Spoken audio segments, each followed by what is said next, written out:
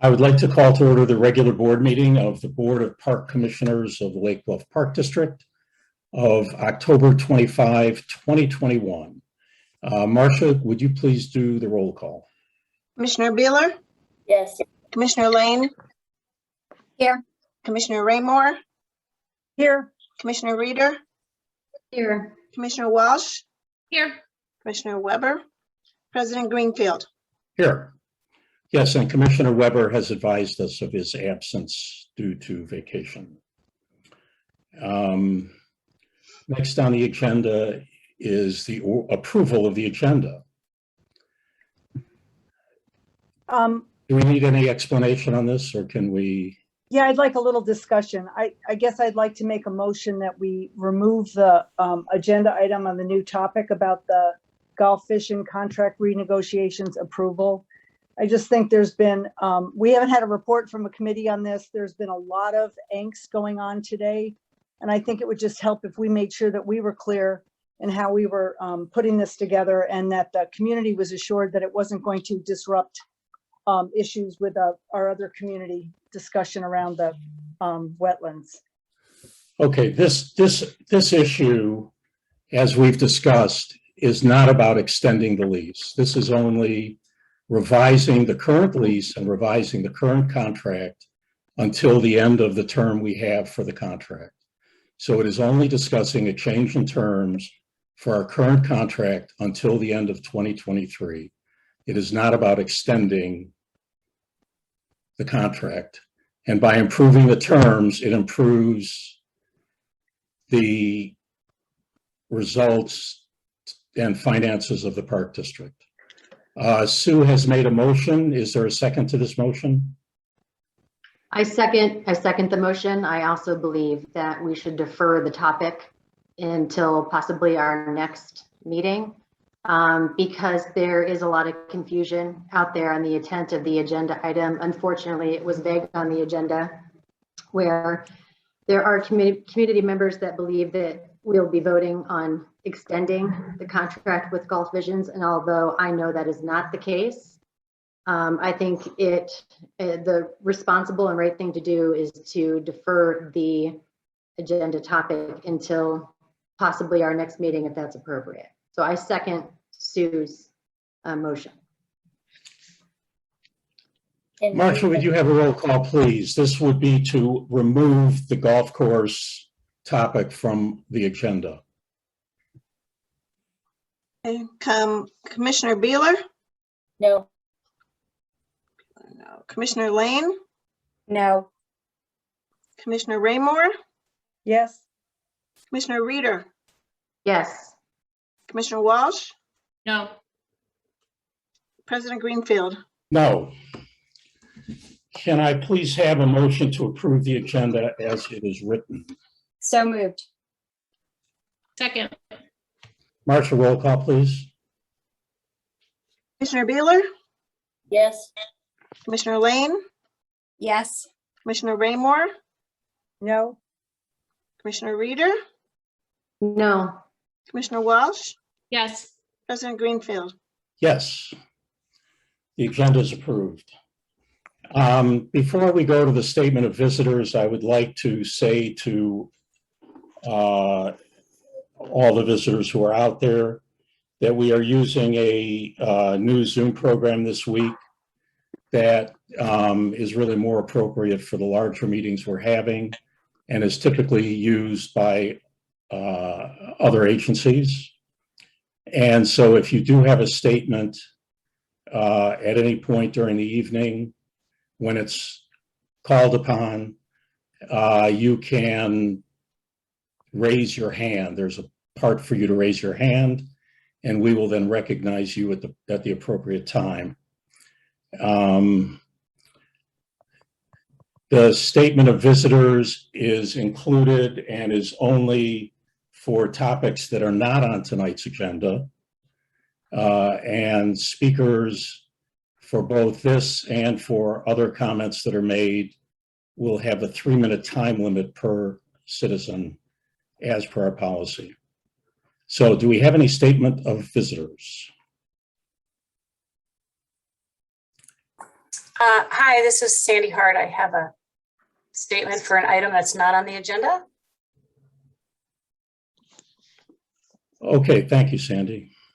Thank you. Do you want my camera on or no? Pardon me? I just had recalled from the last meeting that you wanted the public's camera to be on.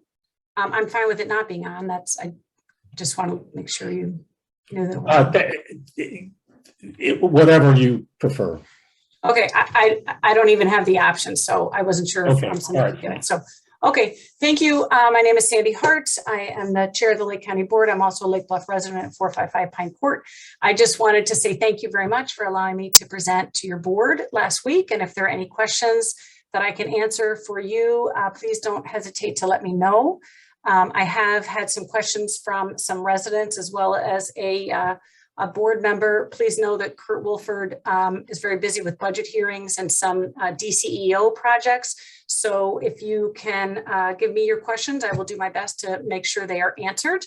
I also was just wondering when it will be on the agenda for the board to create a committee or a task force to include the community in the conversation regarding stormwater management. I did hear at the Monday meeting last week, 4 board members say that they would like to have community engagement. So I was thinking it would be on this agenda. So I look forward to that coming up. I also just want to let the Park District Board know, as well as the public, that I am hosting a town hall at 6:30 p.m. on November 3rd to discuss this project, other regional flooding impacts, sustainable nature-based solutions to mitigate flooding, and the benefits that wetlands can provide to the Lake Bluff community. Postcards will be delivered to people's homes. I would think by tomorrow or Wednesday. People can register at lakecountyil.gov/NOV for November, so NOV Town Hall. So again, people can register at lakecountyil.gov/NOV Town Hall, and all of that information will be on the postcard. Thank you very much.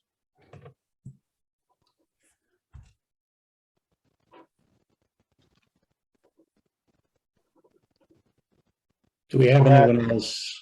Brad Anderson. Hi, how are you? No, it's really a comment about protocol, but once you have a motion and a second, isn't that where you should open it up for discussion? Under Robert's Rules of Order.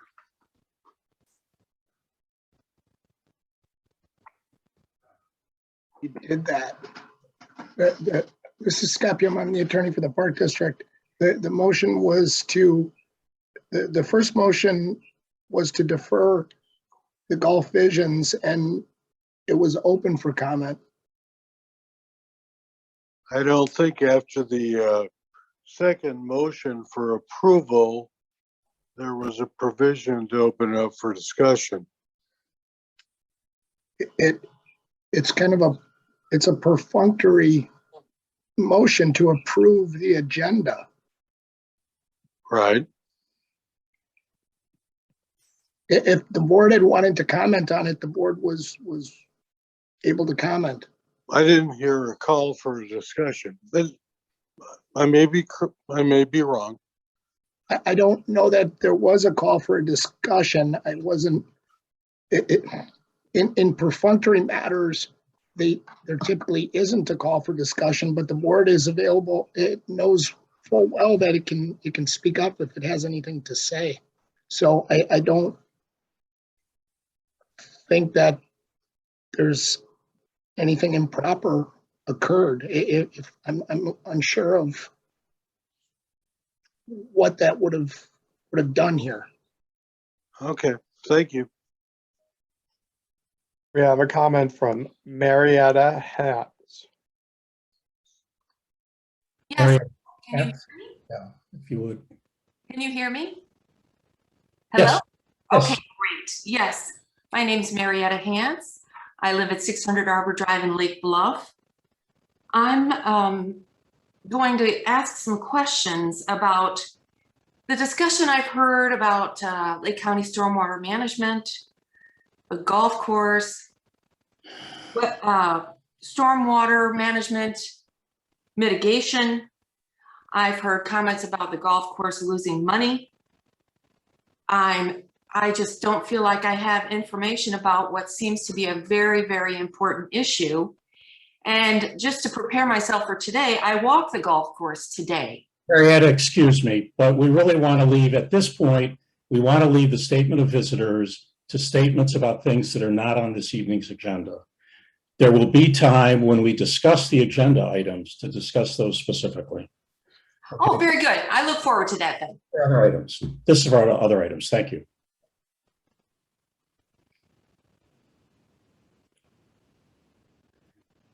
There are no more. Okay.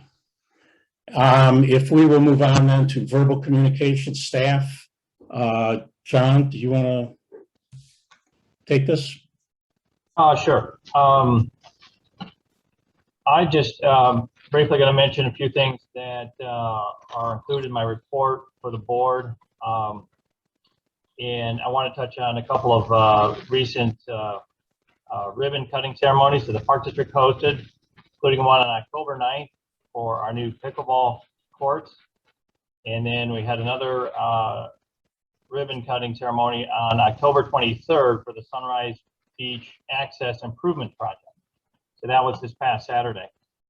We had a lot of commissioners and foundation trustees that were able to join us that day for the ribbon cutting, as well as Senator Morrison, who stayed for a tour of the path and then wanted to see the entire project, and was happy to see how the funding that she helped secure for the Lake Bluff Park District, how it turned out with the project, the enhanced accessibility of that project, and it helps her to, I guess, when she's considering, in the future to come back and work with us on other projects. So that was, it was a very good event. And just a few other things that just updates for us. We continue to monitor all the pandemic safety guidelines and make adjustments to our programs and our facility policies for the safety of our patrons and our staff. And on October 15th, we also met with pool architect Ray Lee from FGM Architects, and also Rich Clark from Innovative Aquatics, to review some of our leak study findings from our two reports, and also to discuss some of the possibilities for moving forward with the pool. So they're working on a recommendation. They should be coming back with that hopefully in the next week or two. And that's really all I have, unless any other staff have anything to add at this time. The only thing I would add to the Recreation Board report from last week, there was we had a Facilities and Programs Committee meeting, and Mark Montgomery, Aquatics Fitness and Recreation Manager, had stated that we weren't going to run a youth paddle program. We didn't have enough interest. I would say today we found out that that interest had grown with the help of some of the parents, and instead of 4 youth enrolled, now we could run the program with 14 youth. So we're happy that program will be run.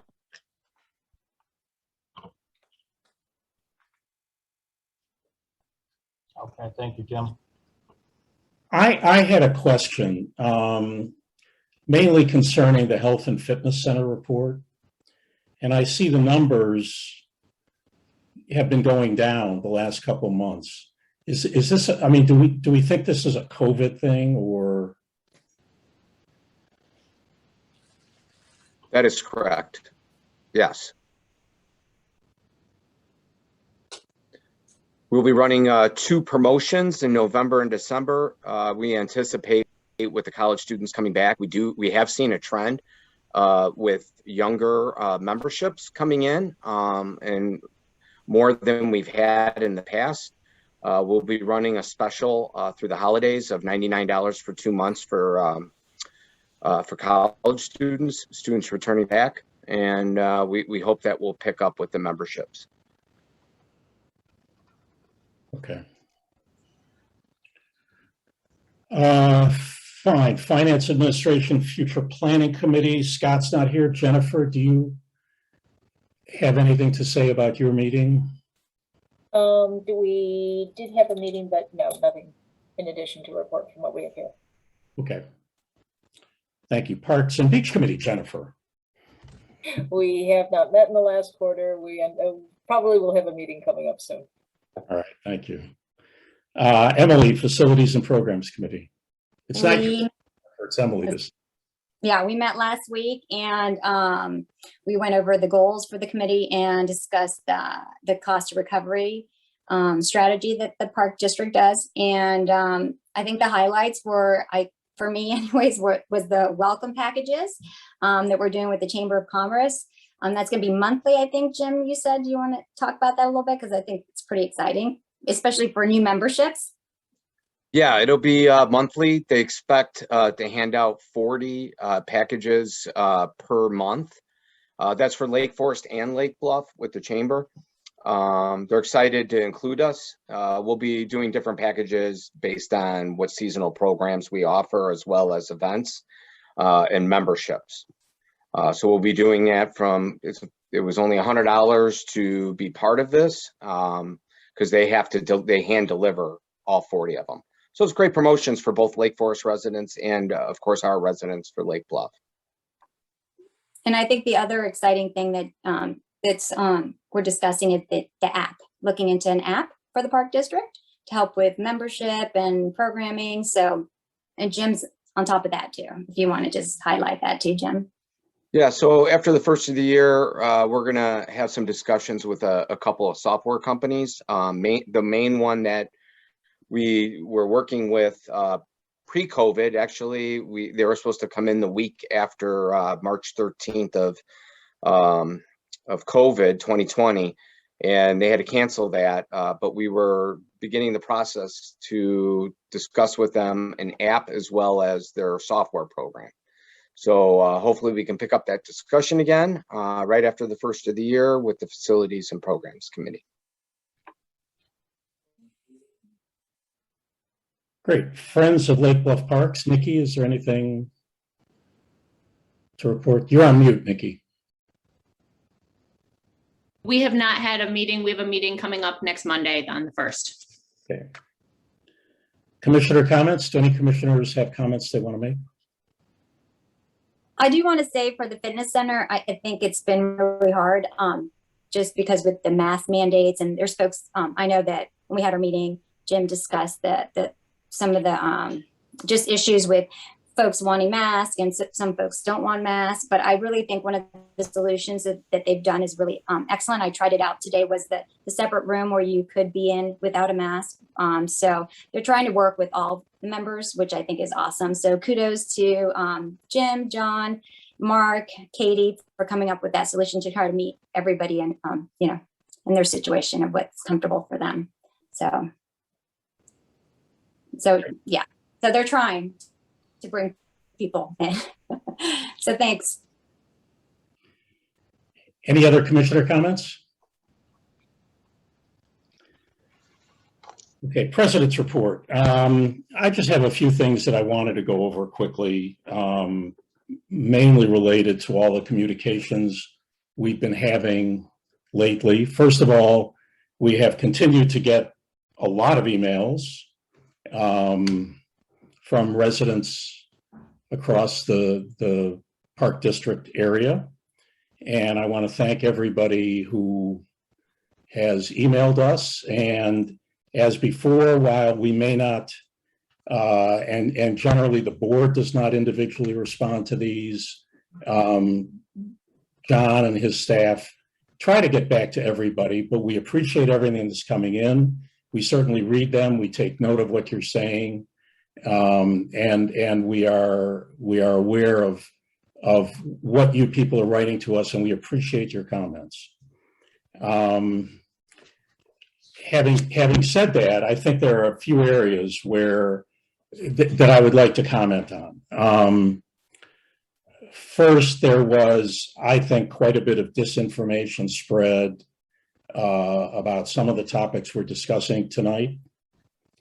Board members and staff are always available to answer questions and to explain things. If anybody in the community has a question about something, they can always contact John Beeler. I'm sorry, John, but I put you on the hot seat there. Or email commissioners, including myself, of course, asking for clarification so that we don't have this misinformation and disinformation being spread around the community. It does not help the conversation to have things said which are not accurate. I would also like to address some language, a couple of words that are being used rather frequently. We have seen a number of comments where Park District commissioners are being told we are not acting with full transparency and that we are biased. Regarding transparency, all of our meetings are open to the public. All of our minutes go onto the website. All of the information we discuss goes onto the website. We try to maintain full transparency at all times. And we will continue to do so. And I know it's important in this instance because of the importance of the discussions. The issue of bias, first, I would suggest that you read the records of the meetings that we attend and the items that we vote on. And I think you'll see that we vote on many programs, facilities, projects across the board for the Park District. If we have a bias, and I think I can say this on behalf of all the commissioners, we have a bias towards the Lake Bluff Park District, and we have a bias towards the 8,100 residents of the Lake Bluff Park District. Sometimes that word and perhaps the word transparency are used to indicate that we don't agree with your point of view. So I would like everyone to look at the meaning of words and understand what they're saying when they use these words. Next item, consent agenda. So we are now going to be using a consent agenda to approve some of these pro forma items. If any of the commissioners want one of these items removed from the consent agenda for individual approval, please let me know. Otherwise, we would have one approval for the minutes of September 27, regular board meeting, October 18, committee of the whole, invoice schedule for September, invoice schedule for September 22 to October 19, and purchase cards ratification. Can I please have a motion to approve the consent agenda? Paul. Yes. Yes. I would like to correct one of the approved the minutes for October 18 of the committee of the whole. All right, we can pull that. What we should do then is pull that from the consent agenda and keep. Okay. Okay, could I please? I'm sorry. Oh, go ahead. You were asking for a motion. I was ready to make one, but go ahead. So a motion to approve the consent agenda, less point C, plus point B, the minutes of the October 18 committee of the whole. So moved. Second. Marcia, roll call, please. Commissioner Beeler, Yes. Commissioner Lane, Yes. Commissioner Raymore, Commissioner Raymore, you're on mute. Yes. Commissioner Reeder, Yes. Commissioner Walsh, Yes. President Greenfield. Yes.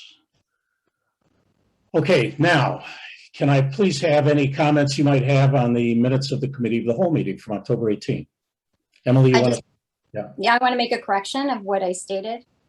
If I could just get it changed to the storm, the city of Lake Forest, it was for the detention ponds and funded by the IDOT grant. That's correct. But then it said, I'm sorry, let me pull up the minutes again. It's on page 22. Hold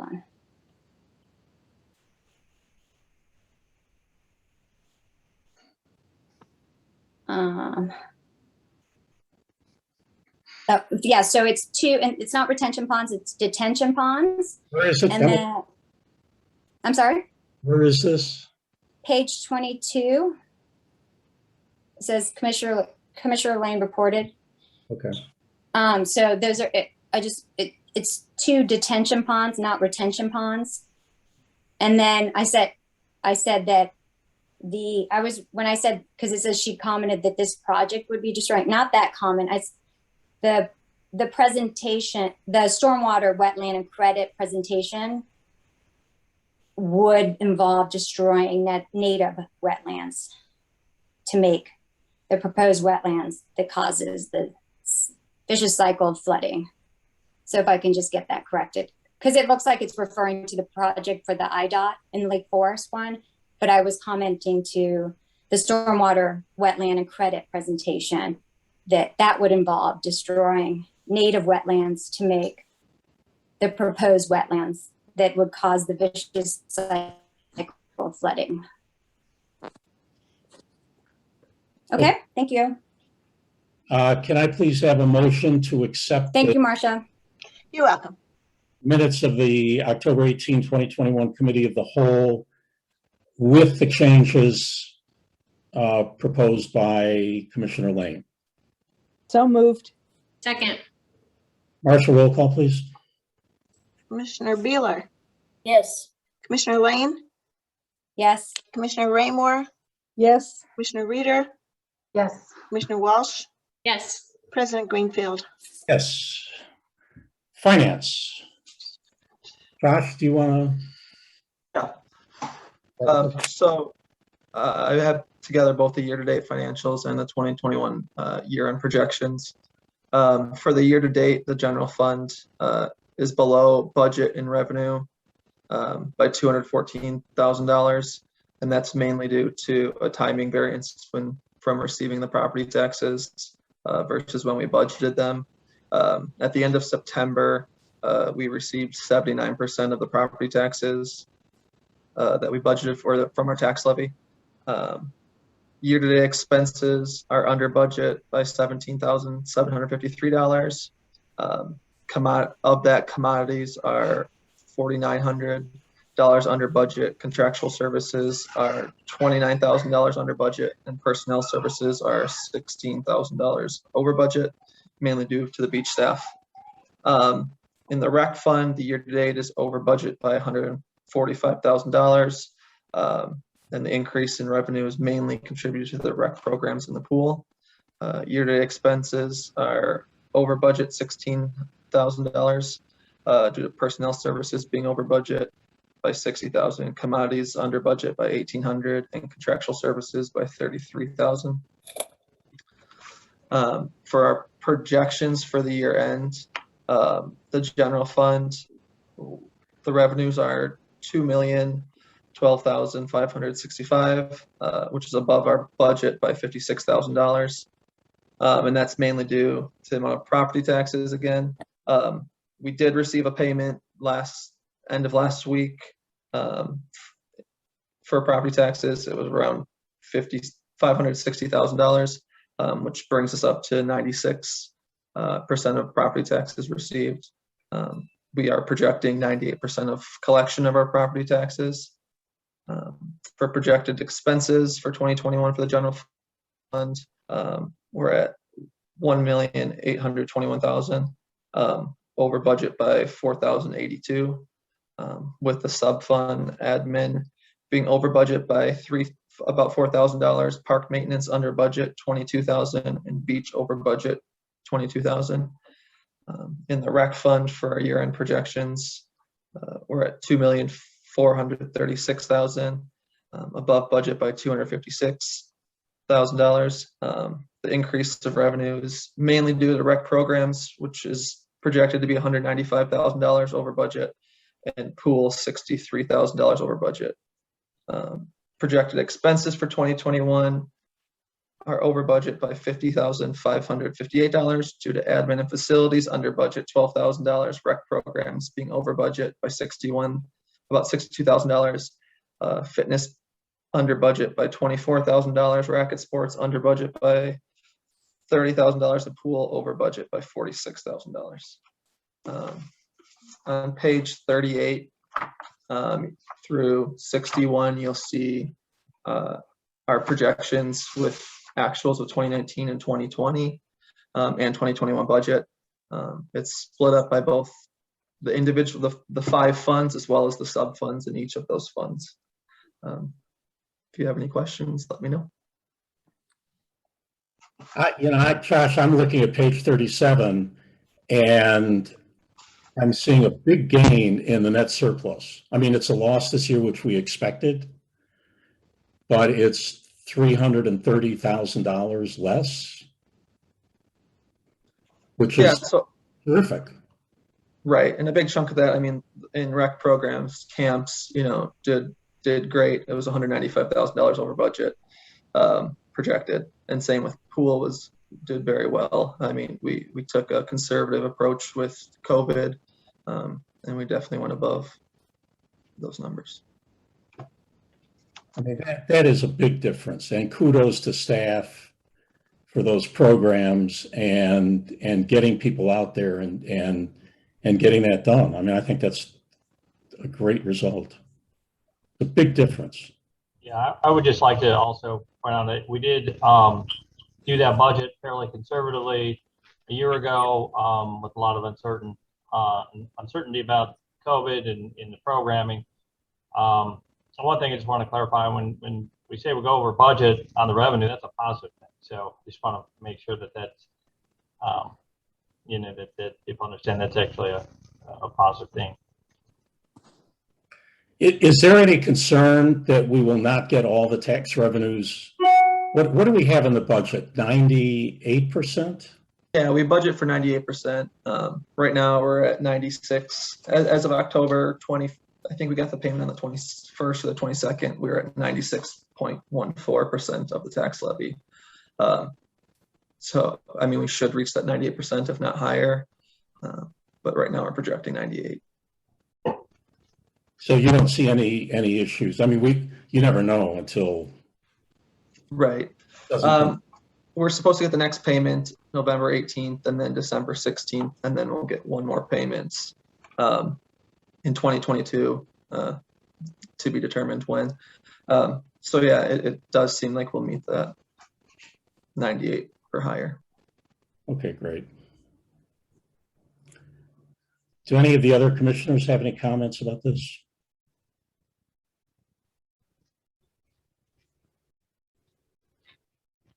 Okay. Then we can move on to the unfinished or continuing business. Need a motion Oh, do we need a motion to approve this? to accept? To accept it.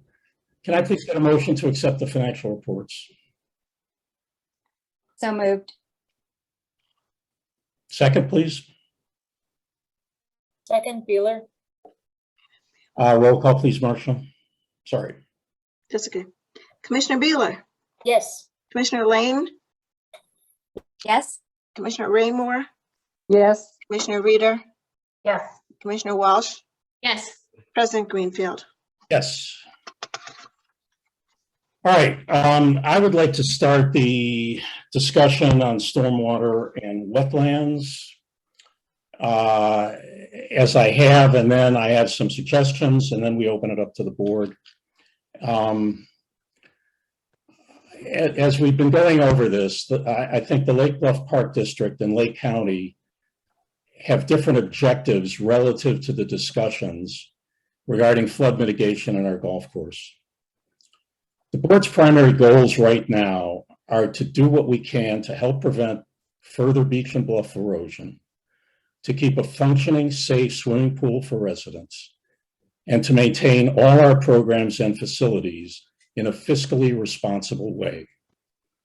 Lake County, on the other hand, has the objectives of solving a flood mitigation problem in other parts of the county.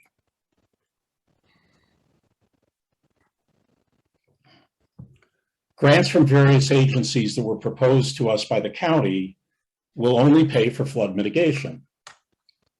Creating wetlands, which would be part of the flood mitigation plan, was presented as a way of getting the money to pay for alterations to the golf course, allowing us to keep our 18-hole golf course and to provide storage for additional stormwater. Initially, I was a big supporter of this plan, although it quickly became apparent to me that there were significant financial risks to the Park District community if we were to proceed. During a meeting with Chair Hart and her team on June 9th that included Jennifer and John, I therefore advised Chair Hart that I believe the Park District had two objectives. First, to maintain an 18-hole golf course, which we already have. Jeff, can you turn Brad Anderson's mic off, please?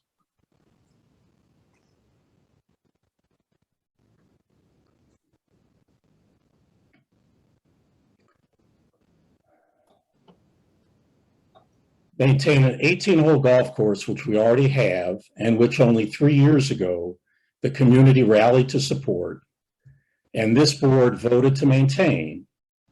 And second, to have the county take over the financial risk in the selling of wetlands credits. Chair Hart told us plainly that the county could not do this, so all the financial risk would fall to the residents of the Park District. So the concept of selling wetland credits was then presented to us in a different way. Chair Hart promoted using the entire area for wetlands, using the income from the credits to pay for beach erosion and pool restoration projects.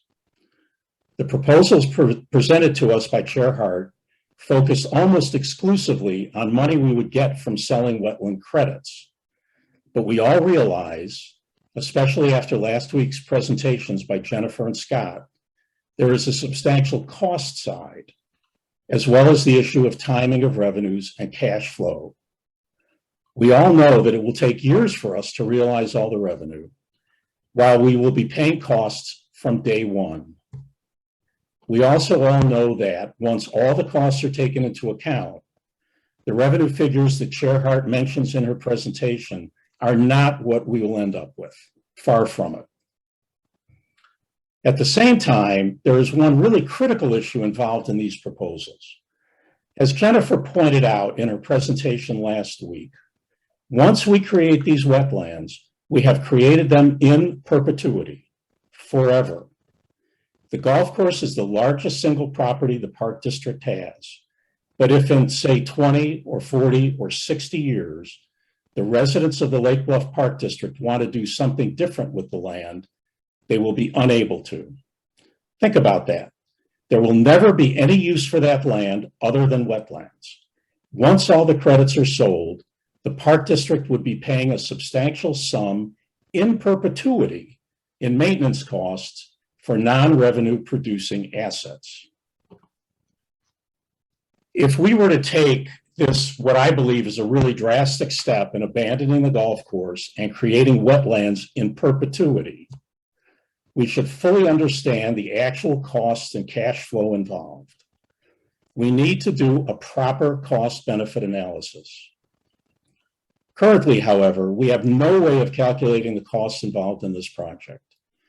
Jennifer's presentation pointed out many of these costs, including the surety bond needed, surveyors, sales commissions for the credits, soil studies, and more. But we don't even know if the expenses Jennifer listed are all the things that need to be accounted for. Neither staff nor the board have the specific know-how to identify these costs. So while you all know that I don't like spending money on consultants unless absolutely necessary, in this case, we really need to have a consulting firm do a complete study on just what would be required of the Park District and what the costs would be for such a project. We can't create a proper budget and cash flow until we have that information. And we can't do our job as fiscal stewards of the community, which is really our primary role, until we have a proper budget and cash flow analysis. I would expect this study to be expensive. As comparison, the AECOM beach study done 3 years ago cost $65,000 to do, and it had a very clear objective and a very defined base, namely our current beach. Since the new study would be done relative to a project initiated by the county, I would propose to Chair Hart that the county pay the cost of the study. If stormwater management north of us is essential, and since Chair Hart seems to want Lake Bluff to do this work rather than the naval base, I expect that the county would be eager to have an outside authority examine the costs and risks to Lake Bluff. At the same time, several commissioners have indicated that we need to get more information from outside experts on the technical aspects of creating and maintaining man-made wetlands. We therefore might want to appoint a citizen committee or task force, I think it would be under our policy, under the relevant board policy, that would have the remit of identifying key experts in the field with whom they would meet and discuss these complex technical issues. In order to be useful, such a committee, I believe, would need to have clear goals and methods, as well as a specific time frame to work within. And of course, final results of their work would be delivered as a report to the board. Both the consulting study concerning costs, as well as the research that would be conducted by this committee, should include both the golf inclusive and the golf exclusive options. And obviously exclusive, I mean excluding golf. In the meantime, I would encourage commissioners and members of the public, especially those of you listening to this call, to familiarize themselves more with wetlands creation and maintenance. There are many articles on the internet addressing positives, negatives, and the complexities of wetland creation and maintenance, as well as issues related to wetlands credits.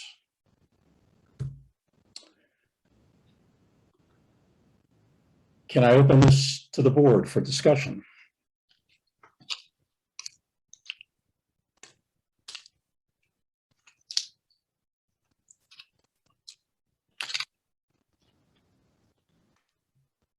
Or is there no discussion? Well, I would like to say as well that, again, I'm guilty as well because I made a presentation. Presentations tend to focus on a particular area, and I really would like to engage in more conversation on this. I mean, as a board, we have a responsibility, not just now, but for what we're leaving to future boards and to future Lake Bluff residents. And I know that I've had conversation with other folks as well, that we really need to do that cost analysis for what happens with the golf course, with the direction that we've changed. And thank you to the board before us with having Golf Visions on board, but really what we've been able to do financially with the golf course. But I think that's important for the public as well to know. And then what's would happen with each one of the iterations of what Chair Hart has presented, because that's the only way that we're going to be able to make an intelligent decision. I mean, free money is wonderful. Nobody here is going to believe that we're going to get free money. There's going to have to be an investment by the board, by the community of time and money in order to really look at this thoroughly. So.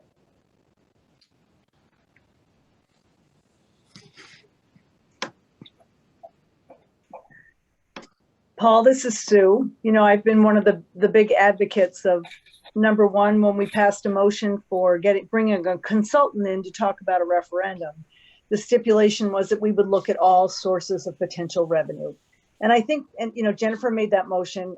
I agree. I think that's where we are. We We were given an opportunity. Yes, if we really do recover 11 million, the cost that we're talking about for consultants is probably minimal compared to 11 million. The costs to manage the wetlands is truly unknown. There's so many different levels.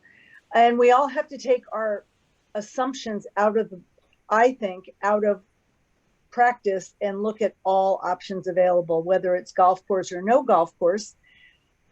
I don't think there's anybody on the board that would take a decision to make such a major change lightly. I certainly wouldn't, but I do think it's an important step that we take. And I do think it's important that we have as much community involvement as we can, because at the end of the day, we're making decisions for the community. I agree. Is this a place where we can discuss how that would happen? Like, how do we go about, in the past, like we've had a fitness, we've had a golf, we've had different task forces that we've put together. How do we go about soliciting people for this? How do we, get fair and impartial people throughout the community that, can see everything and, all positions and all sides and, that may or may not have connections with consultants that they can, get for these things and everything else, can we discuss that in this meeting? How to form that? I think we can. I think we can. Whether we discuss it in tonight's meeting, whether we work on it and put some ideas on paper and maybe look at the committee of the whole meeting, for example, in November to spend more time. I mean, whatever's going to work in terms of getting some concrete ideas down. But I agree with you. I think the citizen committee, I mean, there are two things. The consulting firm is one thing. The task force is only going to work if it's defined properly and structured properly. And that's really our role to do that. Mm-hmm.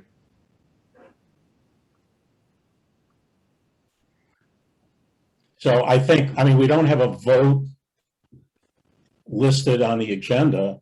I think if we have a consensus among the board members to go ahead, then we can both make a formal request to the county for payment of the consulting study, if that's what we choose to do. And we can then proceed to discuss either tonight or eventually at the committee of the whole meeting, how we would structure such a task force and what the remit for the task force would be.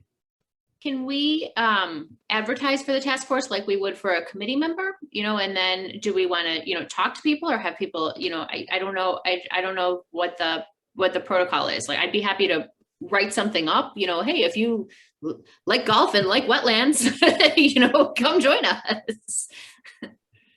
I think this is one of the issues. How do we choose people? We want people who will be involved, who will spend the time, because there's a time commitment to this. Right.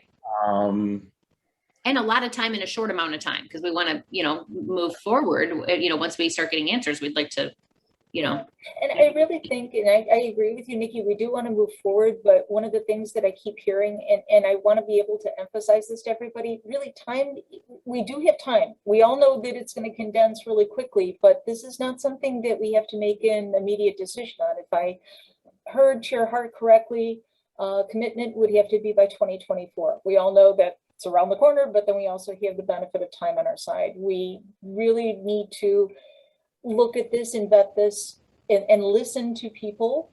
But this is not something that I would feel comfortable making an immediate decision on. We have the benefit of time on our side.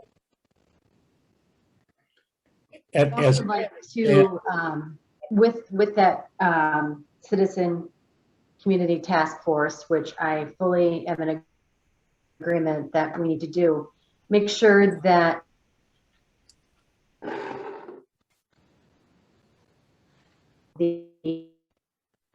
And we're losing you. The agenda items and the minutes from those meetings.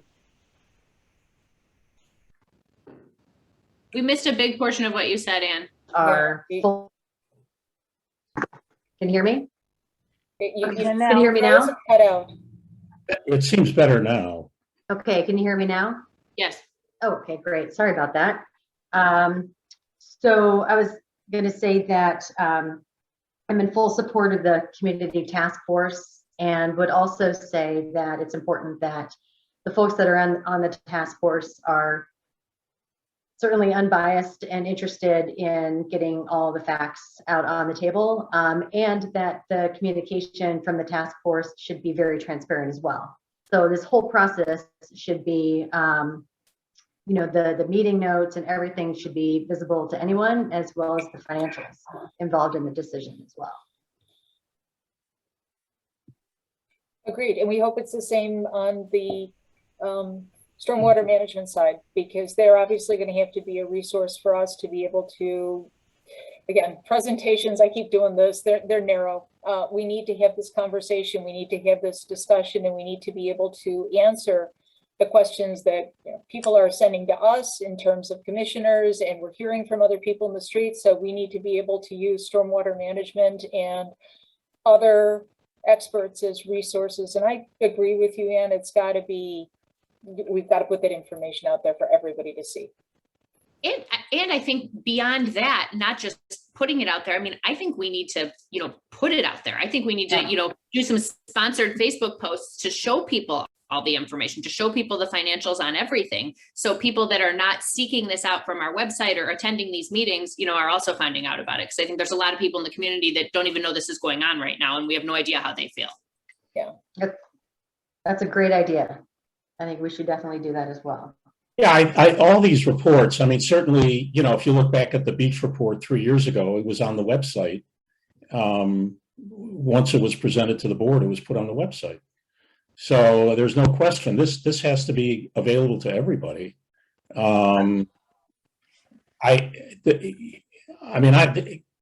Scott, maybe you can advise, this is a very technical point, but then is the task force then also subject to the Open Meetings Act? Park District has historically treated its task forces and ad hoc committees as subject to the Open Meetings Act. All of their communications should be in public. Communications would be subject to FOIA, etc. Okay, so everything would be open. This is not done to keep anything from anybody, obviously. The whole point is to open it up to everybody and open up all the information to everybody. I think technically, I was talking with John earlier, I think if we're not mistaken, the task force, according to board policy, the task force would have 9 members, and there would be 1 commissioner who would be coordinating with them plus staff. We can confirm that, but I think that's the policy we have. Scott's looking and trying to confirm that, but we'll confirm that. Yeah, I believe that's what's listed for our citizen task force: 9 residents, 1 board liaison.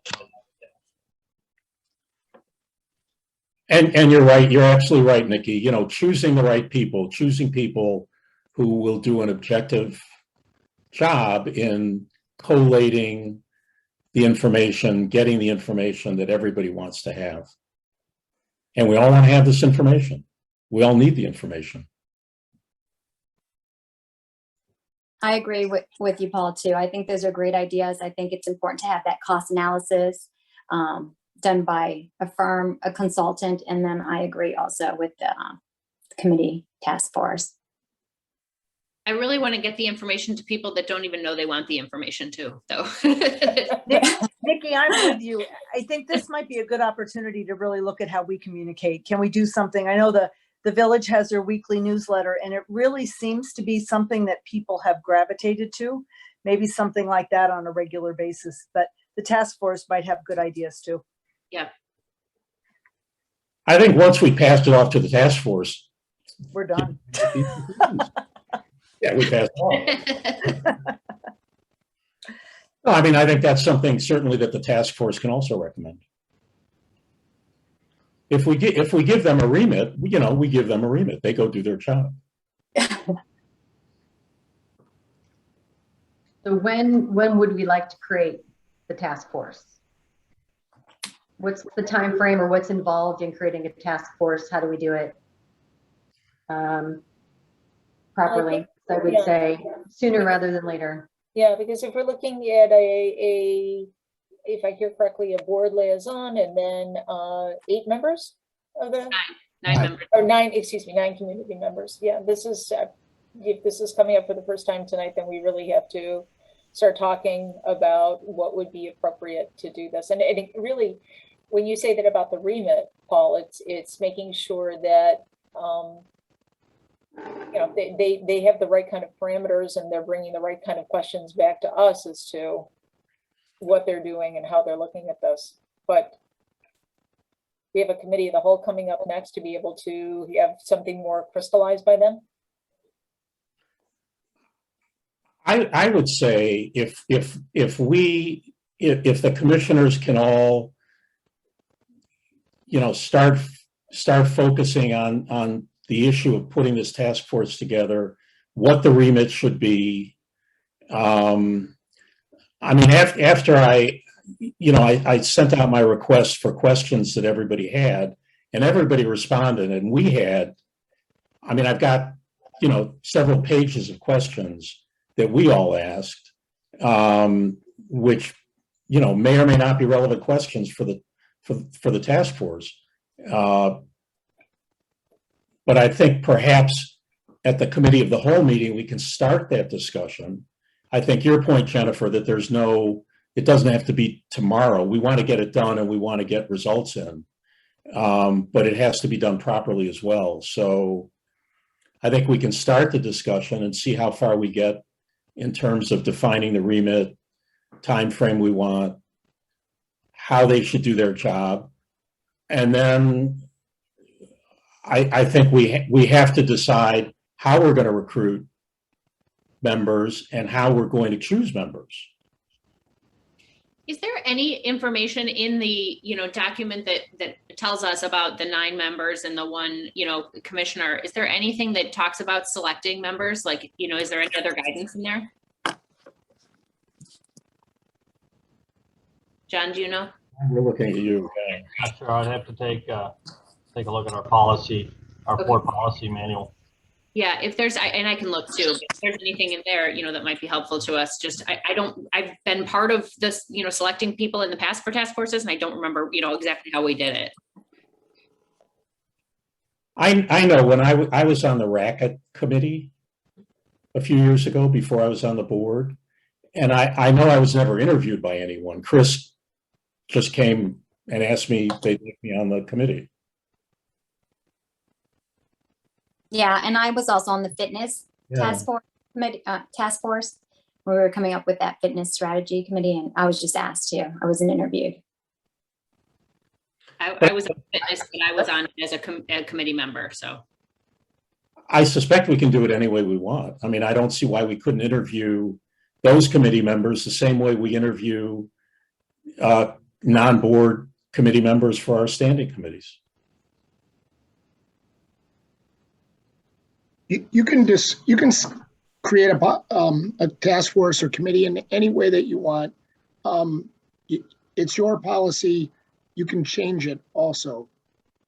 So you can do this, make it most workable for you, but don't get bogged down in the process of selecting a committee, because that's just gonna push things out for a real long time. The Park District has had committees in the past. I'm sure we have some other clients. We can see if they have anything that would be helpful for you also. I think it's extremely important that our task force has a balanced approach to the discussion. And I don't know if we do that by interviewing folks or how that happens, because the process itself has to be balanced in finding a balanced committee. So I'm not sure how we do that, but it is extremely important that we have all viewpoints represented so that the task force doesn't weigh heavily to one opinion. Very, very much agree. Yeah, me too. I think, again, I don't mean to speak for everybody on the board, but in talking with folks before we came here tonight, we all have the same feeling of dedication to this and realizing that this is a really heavy task that we've set for ourselves. I mean, just as it was a heavy moment when we decided to move forward with the beach erosion project, this is something that's being presented to the board, and it's a financial commitment, a financial opportunity, and none of us are taking it lightly. So it really has to be something that's going to be making sure we have the right people, because they're going to have to do a lot of heavy lifting. They're going to have to do a lot of research in order to be able to, I keep hearing the words, transparent, vet, everything else, but it's really doing that yeoman's task of making sure that they're steering us in the right direction and giving us the right information in order to make a sound decision. So I think we're all on board on the same thing. I feel like there's almost something formulaic we could look at. Like, can we look at like our voter base and, pick by demographic to make sure that we're, we have of the 9 members that we have an equally represented number, from each demographic, or, I don't know what it is, but I feel like there's something formulaic, and I'll spend some time looking to see if there's anything out there like that. But I think there's got to be something to guide us in this.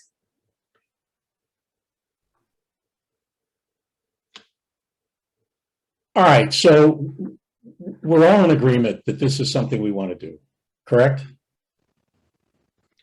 I would suggest let's work over the next 2 weeks. The committee of the whole meeting is November, I don't remember the date. November 8th. November 8th, it is.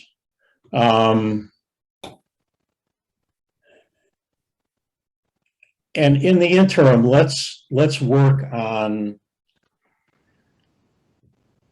trying to define, I don't know if we want to split tasks among people, or if we want to just all put our ideas down and kind of refine them over the next couple of weeks on both how to choose the right people for the committee and how to choose the remit for the committee, what we're asking them to do and how we're asking them to do that.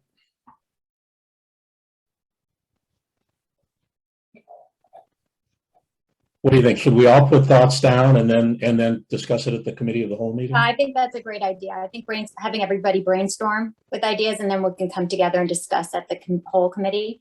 And then hopefully between the 7 of us, we can come up with a good plan. Okay. I like that too. 2 things would be to determine the best way to form an unbiased task force. And then the second would be to source the remit, so the ask of the committee. Correct. I would also add a third, if I could please, to talk about a time frame. Yep. And the reason is, certainly a lot of community interest, obviously, and a lot of community involvement and comments, which is wonderful. But what I'd really like to do is to see if we can sort of mitigate some of the misinformation that's out there. And I think the best way for us to maybe correct some of that misinformation or dissuade the misinformation from spreading around would be to be more communicative as a board. And I think adding a time frame to getting the task force up and running is extremely important, because that is clearly, from the communications and emails that I'm getting, definitely, and I agree with that even without getting the communications, that we need to set a time frame for ourselves. And I think we owe that to our community to be responsive in that regard. No, I agree. We have to balance getting it right and getting it done in a timely fashion. Agreed. I think that's well said, getting it right and getting it done in a timely fashion. So let's discuss now, perhaps, what kind of time frame we'd like to set forth for getting a task force up and running. Folks, what do we think? Anne? Well, we just said by November 8th that we would, which is in 2 weeks, in our committee of the whole meeting, we'll discuss our ideas for this. So perhaps in the November 8th meeting, we could lay out a time frame for ourselves as well. And perhaps that's part of the agreement to hit certain discussion items by a certain time frame so that we can, and then communicate that out to the community as well. And then I think frame for the task force to complete their work. Say that again? Pardon? Sorry, say that again. I think we need to look at a time frame that the task force will complete its work within. Right. One, how long does it take us to create the task force? And two, getting the task force to do its work. Right. And giving it, which is a little hard because you're relying on outside experts and they don't all, not all necessarily able, to provide the information when you want it. Yeah. But I think we have to have that there as well so that we have kind of an end date that we're looking at to have a report. I agree. And can I just throw this in here right now, because we've all been, I appreciate everyone saying right from the beginning that we've all been getting emails, and many of these emails have included people who are volunteering themselves to do this. If we could just have, put out to the community that we will do this at some time, but don't start sending your names in right now because we don't want them to get lost in the shuffle. I want to make sure that everybody who does want to look into this is heard and so forth. But if people start even tonight telling us that they want to be part of this committee, please just hold off and wait until we have more information as to how we're going to be selecting people and so forth. I like Vicky's idea of making sure we pull from all demographics and everything else. And if people start sending in their names now, I don't want to have them be overlooked or slighted or anything else because they sent it in early and then they have to do it again.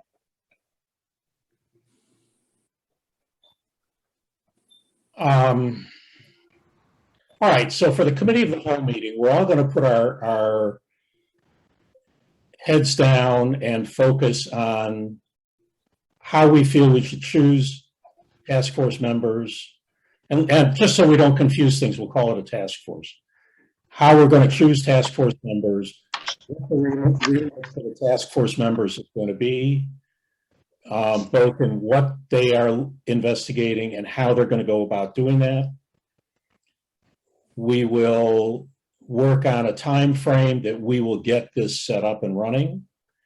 And then we will look at a time frame that the task force will complete its work, target a completion date for the work and a report. I'd like to add that we should, if at all possible, commit to establishing a start date for the task force during our November 8th meeting. Oh, during the meeting. Okay, during the November 8th meeting, I'd like for us to establish, we'll say, okay, we're going to take 2 weeks or whatever it is to select, get the committee organized. And then at our November 8th meeting, I'd like for us to schedule our first task force meeting, providing that the schedules will work. But the point is, I'd like for us to be more definitive on when the task force will start. I agree, and we should be looking at that. Of course, we're getting into the holiday season, and that's going to slow some things down. So we just, we have to be cognizant that there are a few weeks when people aren't around. Yeah, can we do like a no later than statement? We will get it started no later than. Something so that we ourselves are saying we need this task force. It's very important to the process. We don't want to delay the task force any longer. We want to get it done, as Nikki says, by a certain date. Can I also suggest, in the spirit of, we talked about transparency and some people were concerned about that we maybe develop, and maybe John and his team can work on some platform, some way of having information out there. So for example, we just said, don't give us your names now. We're not ready for them. But for some place that people can go to see when we are ready and what the steps are, so that there's clear communication, even at the beginning before the task force starts. I think that's good, Sue. When we get a good idea as to how we'll, when Nikki said looking at some sort of matrix or something like that to be able to select somebody, I think that would be great to get that out there.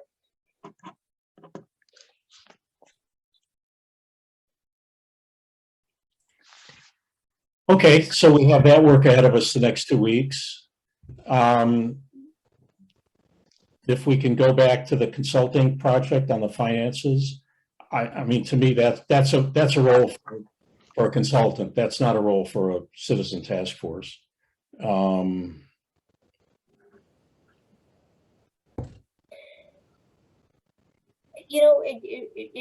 Really thinking about that too, maybe that's something that the task force has to look and put together, because, I am just the skim surface of learning about wetlands, and I'm sure this task force is really going to dive in as much as they can, but they're also going to hit a point where they realize that they need to talk to consultants. There are people out there who are willing to donate their time, but there are things in terms of engineering studies and conversion studies and long-term studies and so forth, that I hope this task force realize that they need to pull in experts, and what are those experts going to cost. So we, from a board perspective, I think we see, because we've used consultants so much in the past. Well, I'm not talking about consultants that they would talk to about the technical wetlands aspects. I'm talking about the cost. How are we going to find out what wetlands credits have been sold for how much money over what period of time? Where are we going to find out how much an engineering study is going to be, how much a soil study is going to be, how much whatever, all the things you brought up, the surety. Yeah. I think I would hope that it would be a very open discussion with stormwater management, because I would hope that I'm assuming that they have those kinds of resources, because it's not their first time around a wetland rodeo, so to speak. So I keep saying the same thing. I want discussion, I want discourse, I want these kinds of things, and then have that information available. So hopefully they can use stormwater management as well as other outside resources, other park districts, other golf courses that have wetlands, all those other things that this task force is going to be. But what is the task force going to do? Well, we're really looking at, I keep saying the same thing. We have the beach erosion project, and we now have this project that involves in some way working with the golf course for potential revenue, and what is that going to do to the golf course. So their task, and again, we need to talk more about this, but theirs will be gathering that kind of information as to what our hardline costs are going to be, and what this does to the community and how the community feels about this, because everyone's going to have a different opinion on this. And it's going to be up to the task force then to conduct how to let the community come in and make their voice heard as well. And is it going to be surveys? Is it going to be public meetings? Is it going to be, town halls? Is it what is it going to be? Because people are very passionate, as we've seen so far on both sides of the fence. People are very passionate golfers. People are very passionate. I don't know what you would call a wetlander, ecologists or whatever you want to call them. So, I mean, and people have, and I agree with, Ann, Sue, Nikki, everybody's got a different idea of what they think is right as to fertilizers on golf course and for, herbicides on wetlands. And so that's what I really would hope the task force would be able to do, is pull this information in, give us the best information possible so that we as a board can make an informed decision. I'm looking at two separate issues, though. I mean, one thing, we don't understand what it means to create wetlands or maintain wetlands. Yeah. We really don't. You've read articles on the web, I've read articles on the web, but we really don't have a clue. To me, that's something that the task force can put together. They can collect experts who can present to them on the different aspects of creating and maintaining wetlands. The other thing we don't have are the costs involved. And to me, that's a different issue. I mean, that's different experts. You've got to get somebody who's going to outline all the tasks that need to be done in order to create wetlands. So we're not talking about the physical aspects of how many plants per acre you need to buy, or how you plant them, or what kind of water you have to maintain, or whatever. You're really talking about someone who's going to go down the list of all the things we need to have done in order to create this budget, in order to create this cash flow. Yeah. And I don't see the task force being able to do that. I think that's beyond, to me, that's a more specialized function. But I think that's where they would want to come back to the board. And that's why you would have a board liaison with that. I mean, I'll put it this way. We do have the wetlands within our park district, because we have Belforet and we have Carolyn Getz, which, we've got 10 acres of wetlands. What we're talking about is going to another 10 acres or possibly 77 acres. You're absolutely right in that we have to find out what is the cost of doing this, because a volunteer basis is probably just not going to be rational for that volume. So what is it going to cost and so forth? But I think the task force would have to come back to us and say, we need to have somebody who's going to talk about, the surety bond, the cost of ongoing maintenance. What is that going to look like for us? And then we're going to have to see if we do need, a consultant or more consultants to be able to really rationally go through this.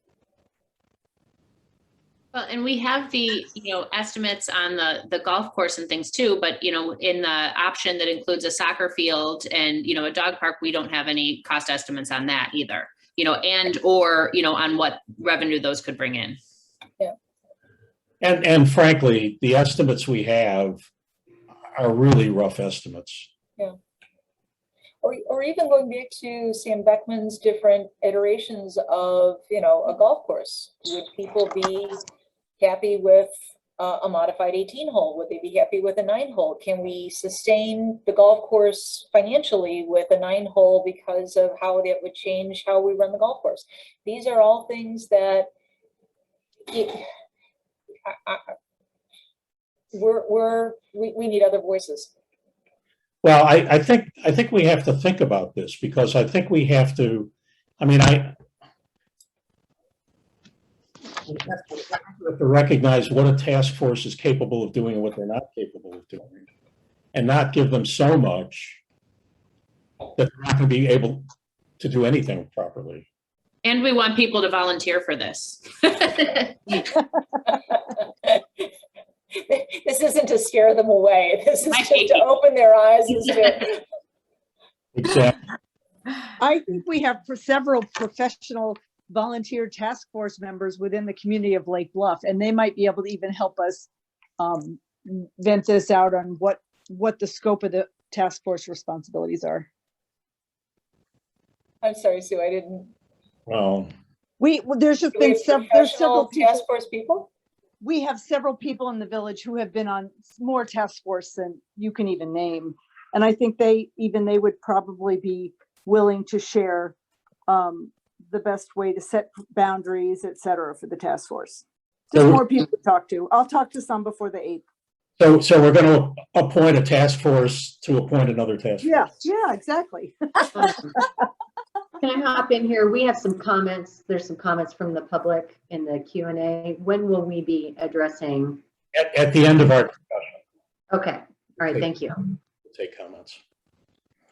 I think, Jennifer, I think we ought to think about this. I think on the cost side, we need professionals who can go through and really dig down to the costs we are going to incur, dig down as to what it's going to be, dig down into the whole issue of wetlands credits. And if we're asking the task force at the same time to study the technical aspects of creating wetlands and maintaining wetlands, that sounds like an awful lot to me. That sounds like an awful lot to me. Well, I think then, going back to what you said originally and what Ann said as well, let's take these next 2 weeks to look at the remit as to what would be rational to put to a task force. And maybe we do have to break it down into components then as to, you know, this would be step 1, this would be step 2. Okay. I agree. And maybe that's 2 different task forces. Right. No, but I'm not even kidding. Like maybe there's enough people interested, and maybe it makes sense and it makes it more impartial and it involves more community members if there is a step 1 and step 2. Yeah. No, I think that's a great idea. As impartial as we can make the task force, the better. And so I think that makes a lot of sense. Yeah, and if we're limited to 9, then there's a step 1 task force and a step 2 task force. Right. Because that gives 18, community members. Even better. And then we can have him help us with the beach too. A side job for the volunteer. Yes. No, I do like that, because I think then you can have like second eyes again too, like, well, third eyes, because we're the first eyes, right? And then the second and the third. So yeah, the more people that can do more research, I think it's great. Then we have a whole team. So I think that's a win-win situation. All right, so we will come back in 2 weeks. And now we know at least one of the subjects of discussion at the committee of the whole meeting. And let's all get our thoughts down so that we can really address this and try to, look at how many task forces we have and all these other issues and how we get them started and when and so on. Are there any other commissioner comments on this?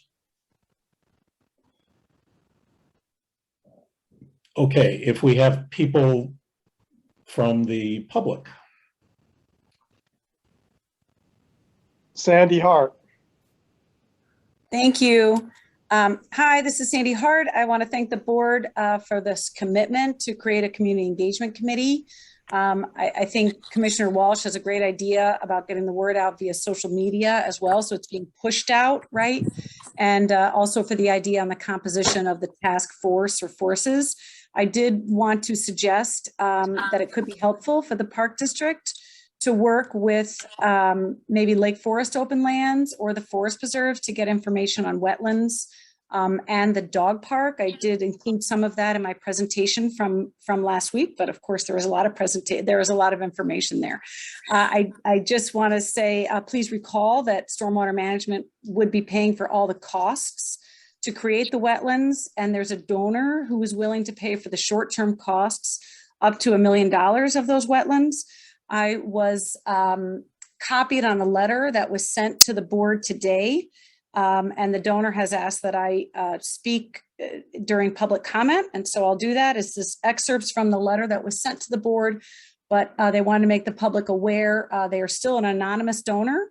it does say, my wife and I will donate up to $1 million for the creation and restoration of a prairie should the Park District choose to convert all of the current Lake Bluff Golf Course into the proposed wetlands and savanna. This solution will potentially save millions in the coming years that the Park District will have to spend on capital improvements. We would like to remain anonymous, but want the board to realize that we, as Lake Bluff residents of more than 40 years, are behind this and have no other motives. While our goal was not to call attention to ourselves for this donation, it's come to our attention that several people are questioning the validity of this anonymous donation. Furthermore, we believe by letting residents know this isn't a corporate donation, it will encourage fellow Lake Bluff residents to step forward with additional donations to build upon the seemingly financially and environmentally beneficial opportunity for our town. Their donations could go towards a dog park, biking or sledding hill, ecological and environmental educational classes, and other opportunities that will surely arise. So that's pretty much the basis of the anonymous donor. I know there's been some talk on social media. The person is just a resident who cares deeply about the environment as well as about the Park District. And I just wanted to say, I know the board just committed to pay $30,000 for a referendum consultant. We did hear from President Greenfield at the beginning of the meeting last Monday that a referendum might be pending. And so it does seem to me like a good spend for the Park District to look to hire professionals to look into the cost benefit analysis of this project, as well as getting public opinion on it. So really appreciate the conversation today. Thank you for allowing me to speak. Tanya Sharman. It's Jay Sharman. Yes. 300 East Blodgett Avenue, Lake Bluff. Thank you. First of all, I want to just say thank you to President Greenfield and all the commissioners who spoke tonight about the desire to open this up to the community at whole. I also believe it's a big decision, which is all that I was looking for on this. I'd be happy to volunteer to be on the task force, even though you don't want to lose names in the mix right now. Right. I do think a couple things that also merit some discussion. I think there were some comments on communication.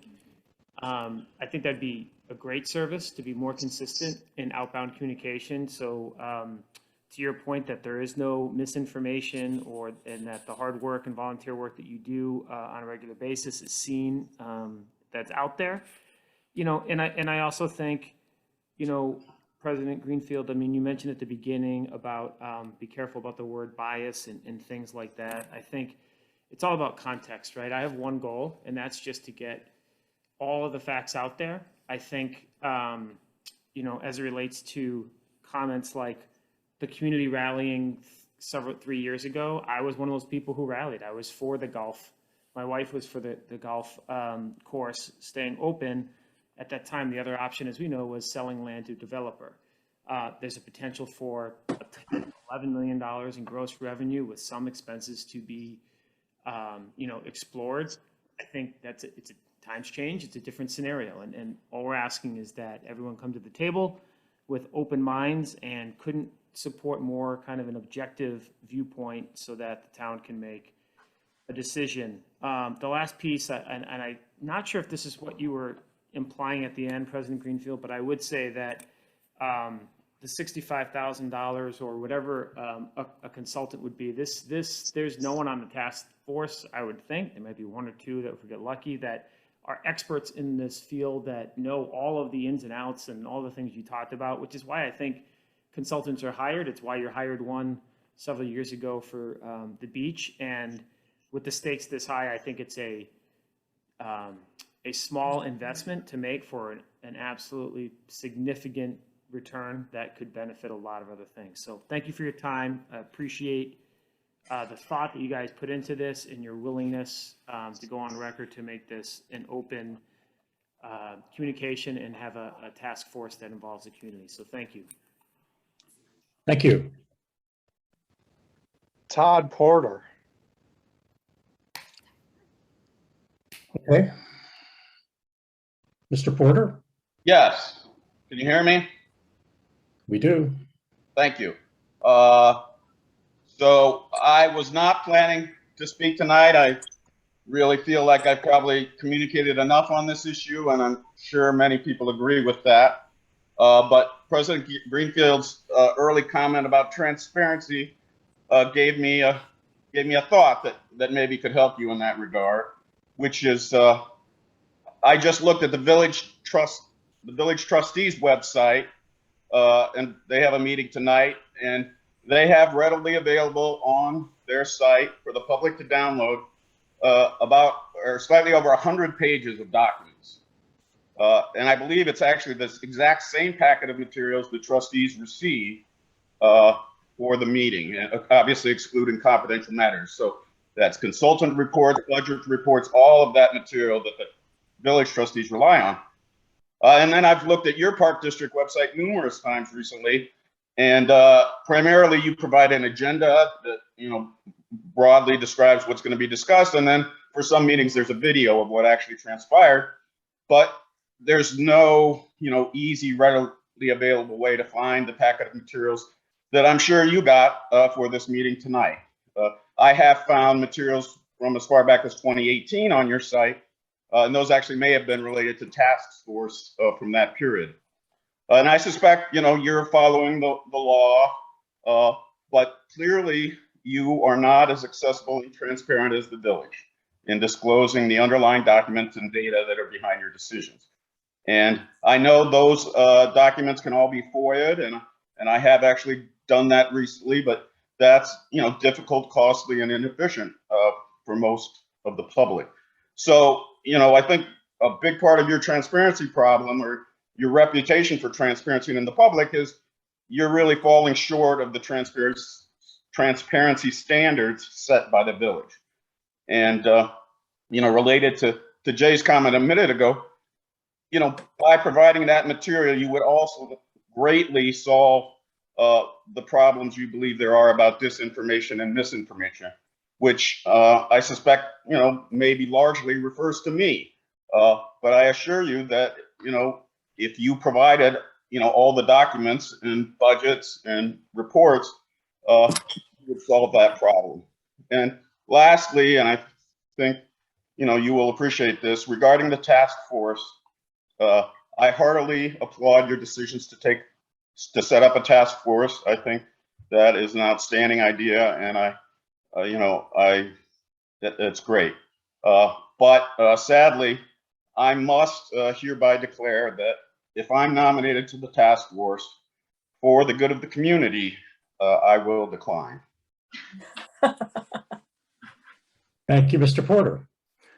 Do we have any other citizen comments out there?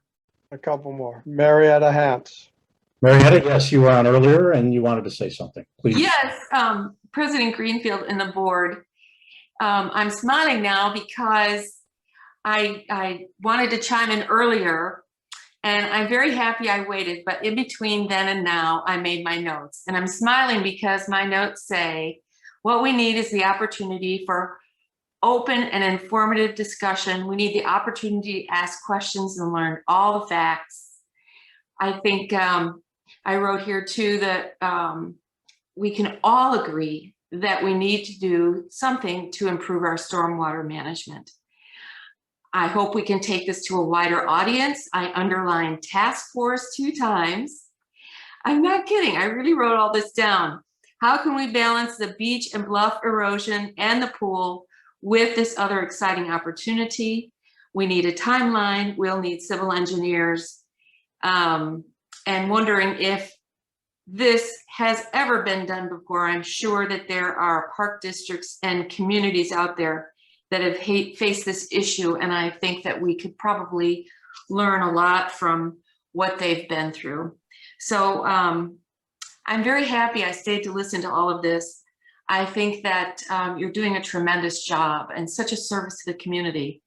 And I want to thank you for that, and thank you for the opportunity of speaking. And I'm excited to get all the facts so we can all make an informed decision. So thank you. Thank you. Aaron Jocelyn. Hi, can you hear me? Hello there. Yes. Yes, great. So first of all, I want to echo some of the comments before. I am extremely grateful for your willingness to consider a variety of perspectives and reevaluate sort of the possibilities one way or the other. So thank you for that. I want to reinforce what I said last time, which is, you know, studies have shown that inclusivity bears better results in terms of innovation, in terms of effectiveness, and even bottom line. And so I think to the degree, and I think Sue said it, that having a balanced task force is really super critical.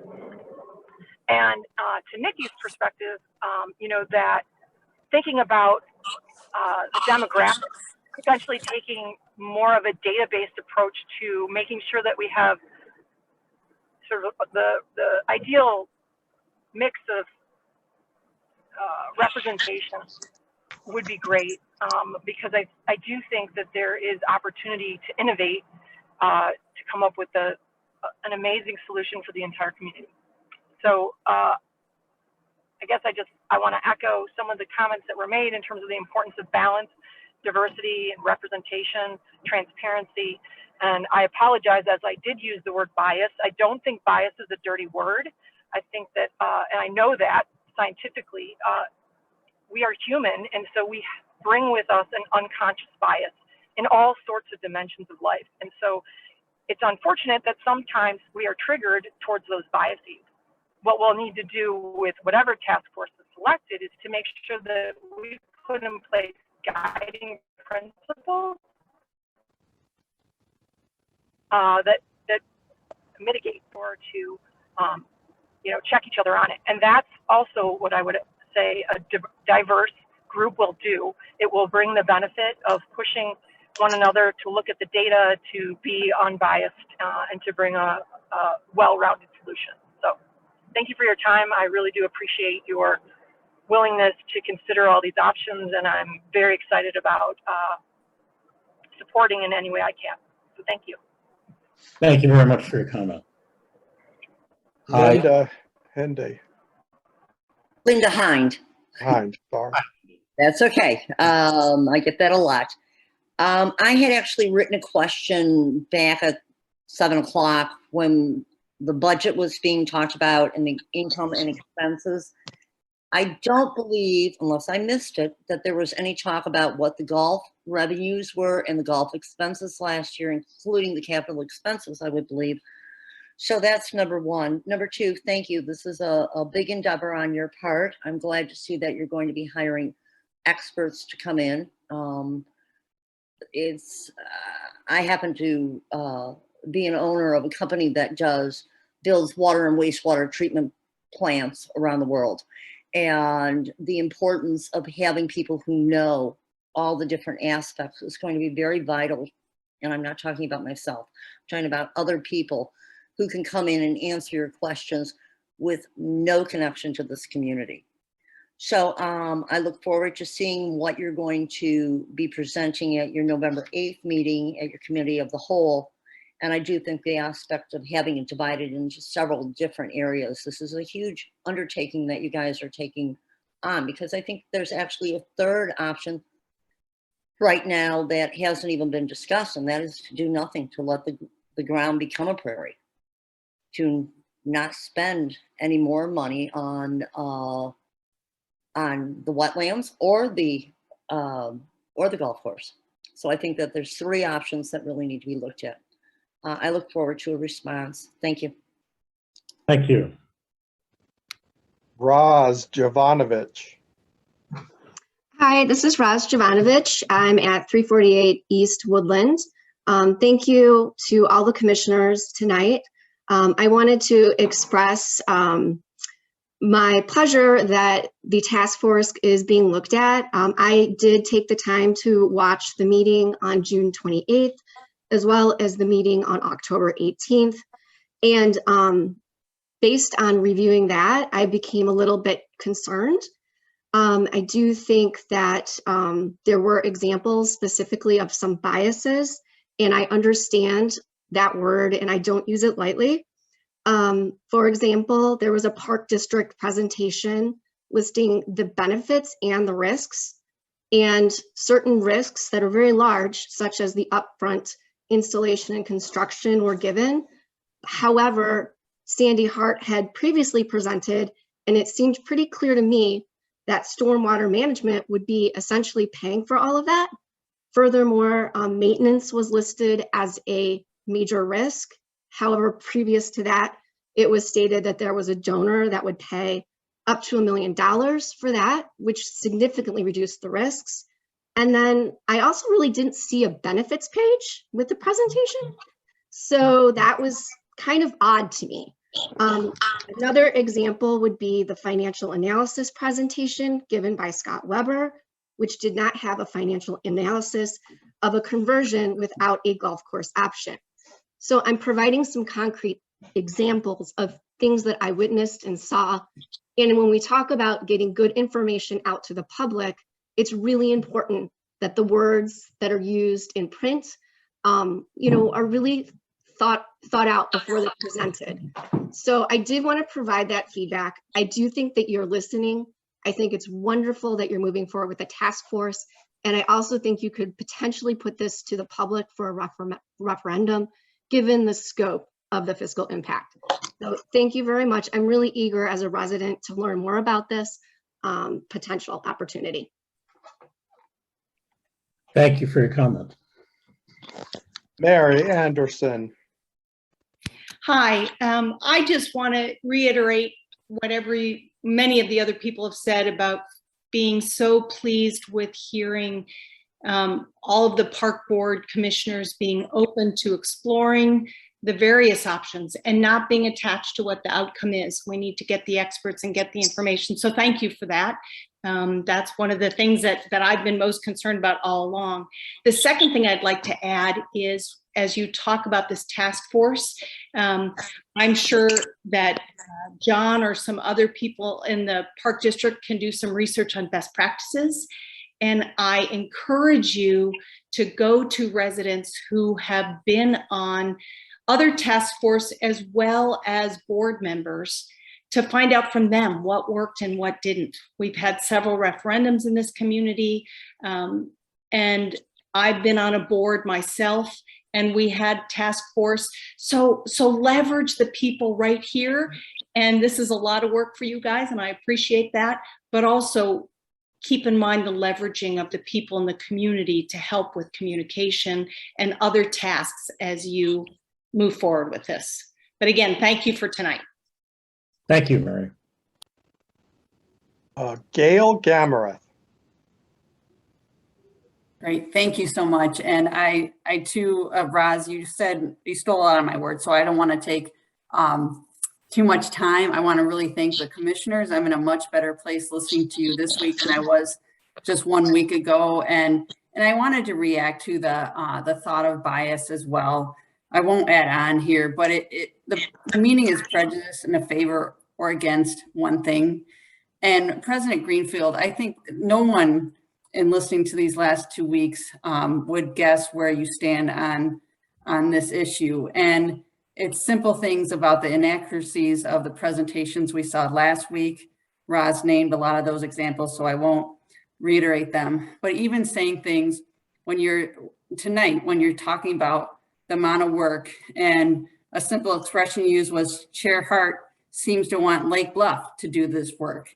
And it's things like that that just make me not trust then when I look at the agenda and the Golf Visions contract renegotiations, or the $30,000 that was already spent on a referendum consultant, that your agendas might not be spun in a certain way that might make the golf course have a little bit more power here as we go into this important task force work. So I just wanted you to share a viewer's perspective on this. I don't usually plan to watch Park District board meetings, but felt the necessity to, because I was not feeling trustworthy of where this was going. And again, I really appreciate the rest of the commissioners and their thoughts tonight. And thank you all for your time. I'm sure you didn't see this when you decided to become a commissioner, because it does look like a lot of good work ahead. So thank you. Thank you. That's everybody. Okay, if anyone, I think we may have gotten some questions, and we will go over those. If anyone else has any questions, you can post them to the Q&A, or you can send in, and probably best to send those to our Executive Director, John Beeler, and we will get to your questions as soon as we possibly can. So we will address those to the extent that we can in the coming days. Oh, there are some, are you talking about the questions that are posed in the Q&A? Yeah, written question. The written questions. Can we address those now? Well, normally we're not addressing questions. We're not doing a debate. We're not going question and answer. So this is really for public comment. Okay. And not public debate. So the questions are, it's really appropriate. If there are answers we can give them, it's appropriate that we answer them afterwards.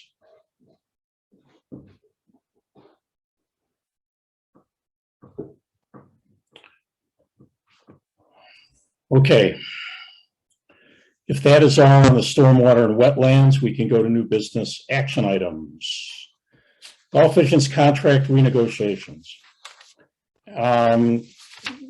First, I want to emphasize to everyone that we are not talking about an extension of our agreement with Gulf Visions. We have a contract with Gulf Visions that expires in 2023. This is a legally binding agreement, and it is an agreement that we have to have every intention of living up to, or I assume it would be a rather costly exercise to do otherwise. So the issue has come up, how to make this agreement the best agreement we can have while we have the agreement. So that is the reason for this agenda item. Now, I wanted to go over and just summarize some numbers that we've gotten from Gulf Visions lately and some other numbers about the golf course. Many of these are from studies done by John Krasnovic of Golf Data Tech, LLC. John is on the call tonight, and he is able and available to answer any additional questions you might have. John has done a study independent of the Park District. John has done a study the last 2 years for Gulf Visions on the golf course, the Lake Bluff Golf Course experience. So he's done and Golf Data Tech basically is working with golf courses on understanding their operations in certain areas and how to improve those operations. And so this is basically their business. And it's been very generous of John to give his time the last 2 years to prepare these surveys and collate the results. So I'll start out, and like I say, if you have any specific questions about the golf course, John is available to answer those. His survey from 2020 came from 356 respondents. So I would say a pretty good response level for that. Up to the end of September of 2021, the Lake Bluff Golf Course has had 22.5% more rounds played than last year, than in 2020. Now, you know, we've all read the articles about how COVID has increased golf in the country and more people are playing golf, which is true. I mean, I think we all feel that, and we all believe that that has had an effect on golf played. We're up 22.5% on last year in terms of total rounds. Revenue for this year is up 13.9%. The profit to the Park District. So our share is people who've read the contract. The Park District gets 10% of all revenue above $800,000. And so far through the end of September, our income is up 58.8% over last year.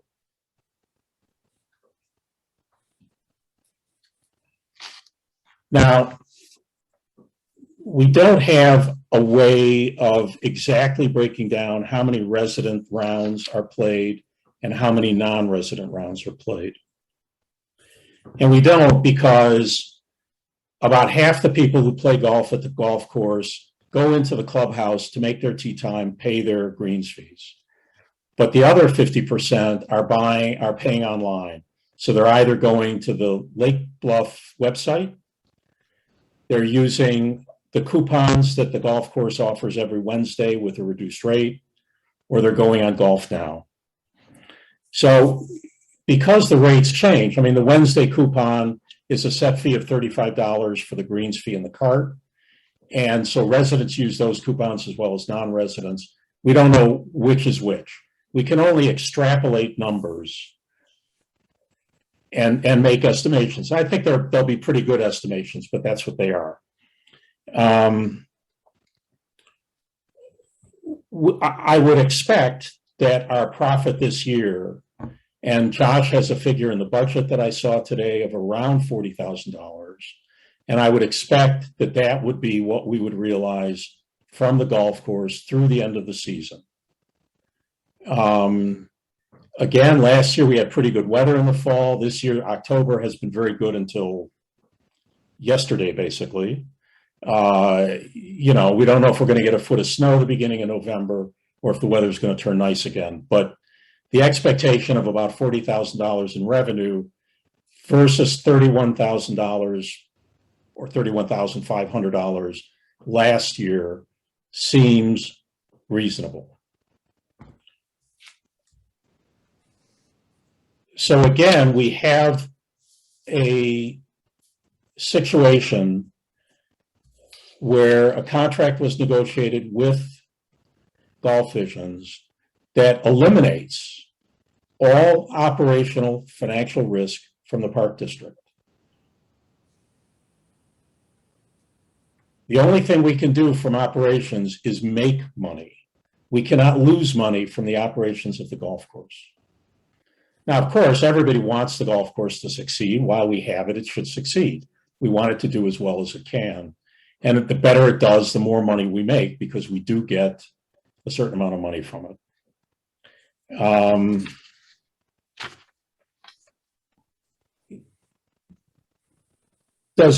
Before I go into the proposal that we're talking about and the question we're talking about, does anybody of the commissioners have any questions for John about the operations of the golf course or any general golf course questions that you might have?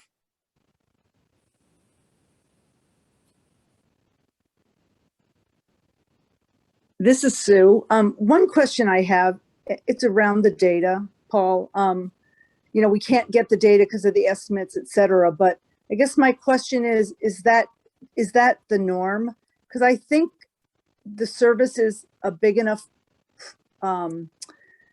service that we provide that we should have the data so that we really should know who's using our golf course, and making sure that we continue to provide the best benefit to all of our community. So it's really about getting that data related to usage. I know we can't today, but should we be able to? I don't know how it would be possible when people go online because they're not providing an address, they're providing a credit card. I'm not asking if it's possible today. I'm asking if is best practice in the golf industry to be aware of that information. John, do you want to address that? Sure, Paul. I mean, I think it's a very common practice to try to collect that data. However, most management companies struggle to get it done. So I think what you're asking for is very fair and something you would find in other businesses.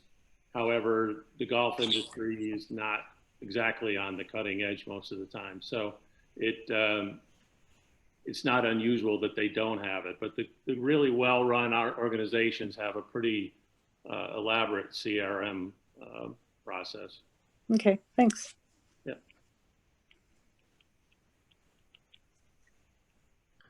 Anyone else, any questions for John? How are we gathering the data then about the resident usage of our golf course that we keep referencing? Well, we do have the number of rounds when the residents, and this, I'm going to get into this, the residents pay less money than non-residents. So unless there's a special deal online or a special coupon, residents, it pays for them to go in and pay less money. You know, they save $5 if they go in and show them their driver's license or call up and they're on the system and they get the lower rate. So that's noted. I mean, that's clearly when they ring someone up at the cash register, they note that it's a resident fee. And those numbers we get, they're just not complete.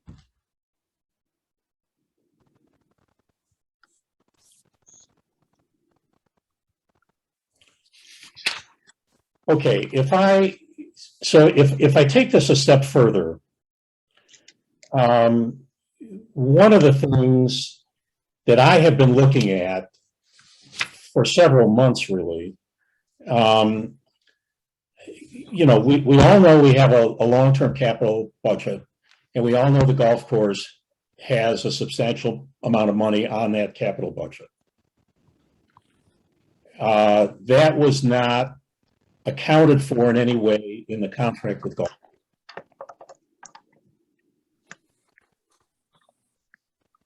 I have been looking at that situation because I don't believe, and I've been saying this for months, and Emily's been at meetings when I've been saying this as well. John has been at meetings when I've been saying this, that we don't think it's the proper way of approaching the contract for Golf Visions in some way or another not to have any liability for long-term capital equipment.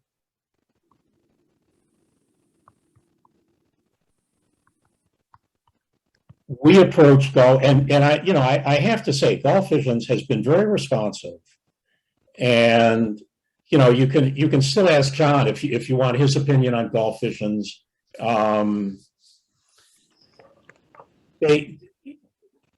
You know, no one's perfect. There's no golf course in the world that any golfer would not have some complaint about, and I guarantee that. Golf Visions does a good job. They're getting a lot of golfers. You know, we're probably going to end this year with over 30,000 rounds played. We should end it with well over 30,000 rounds played.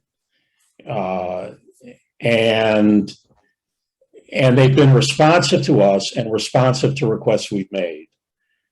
And one such example was their desire to buy the carts from us and to trade them in to get new golf carts under their name, which the board agreed with. It was a good deal financially.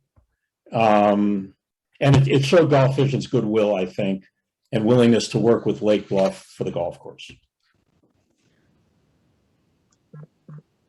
There should be a way that we can find to change the contract that we currently have for the remaining 2 years so that we get compensated in some way for capital improvements that need to be made. We brought this up. We had a meeting with Golf Visions back in August. Emily, John, Jim, Noah, and I were at the meeting from the Park District.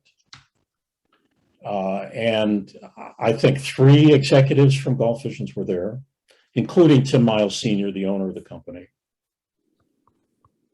And we broached the subject with them, and they said that they would work with us on the issue of capital investment.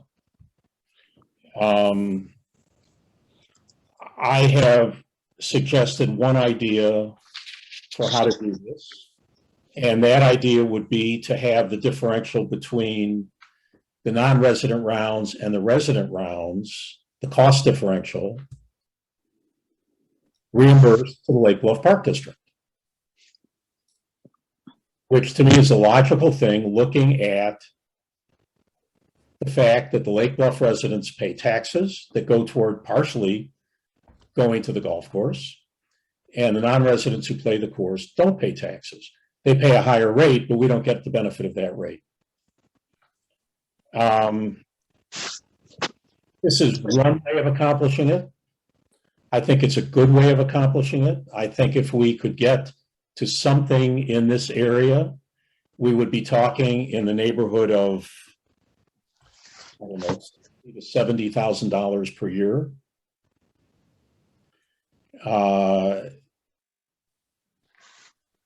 And that would go a long way, or a total way, towards covering the money we would need to pay for capital investments on the golf course. We don't know if Golf Visions will agree with this. We don't know if they will come up with another solution, which will be fine. But we want to give staff the ability to sit down with Golf Visions and discuss these options, and discuss the issue and discuss the options, and see if we can reach agreement with them. Any agreement that we would come back with, any change that would be discussed between the Park District and Golf Visions clearly has to then be approved by the board. So this is not the final, this is not approval to sign any contract.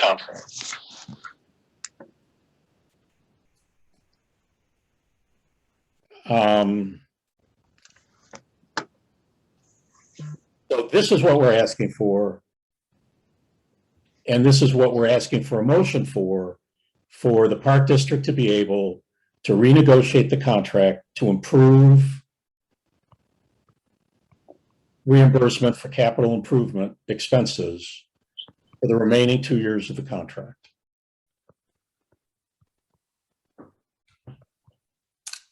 John Beeler, could you talk a little bit about more specifically the capital improvement obligation that the Park District has? Just so it's clear for us and clear for those listening as well. Are you talking about the 10-year capital plan that we have presented in the past? Specifically for the golf course, what exactly is our commitment for capital improvements? You could talk about that. Approximately $800,000 worth of improvements, whether that was equipment or facility needs such as fire suppression system, etc. That we felt would need to be identified over a 10-year period. And again, as you get closer to some of those things, you may see instead of it needing to be replaced in a year or two, maybe it has 5 more years. Or on the other side, you may have something that is 5 years out and it breaks in 1 or 2 years, and you have to replace it when it breaks. So that list was put together. I think they had hired a consulting architectural firm that came in and analyzed a lot of equipment and the life expectancy of, whether it's car pathway or what it was, and compile that in a list. We've evaluated that and put together kind of our best guess based on the information we have, a list that which is somewhat extensive. Of course, it's a large operation that we've presented to the board. John, this is Sue, and one of the things I haven't gotten clarified yet, we don't have to go into a lot of detail, but based on that golf video that was done in 2018, I think it was Rob Douglas said there was 1.7 million of needed capital, and that was not including the million for the building. Your numbers are about half. I don't think there's been a lot of capital expense in the last 3 years. Is there some way to reconcile those two numbers that seem pretty different? Yeah, one of the largest items that were identified back then, I think that they were looking, at a much larger scale renovation of the clubhouse itself. That was that was the 1 million. And yeah, so when that was, Yeah, ahead. that was scaled back to about a $250,000 remodeling of that building. Right. And so I took that out of the number and there was still 1.7 million.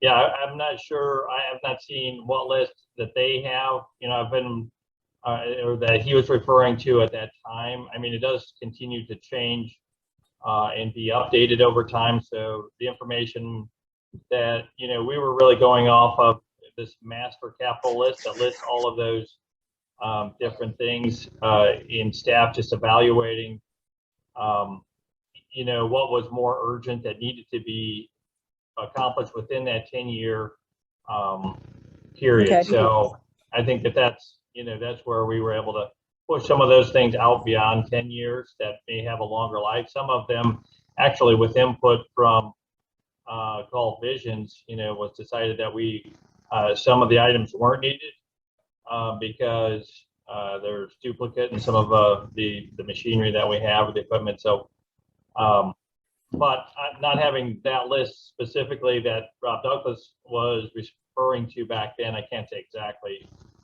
you know, what all has changed, but those are some of the things, the process that we've gone through.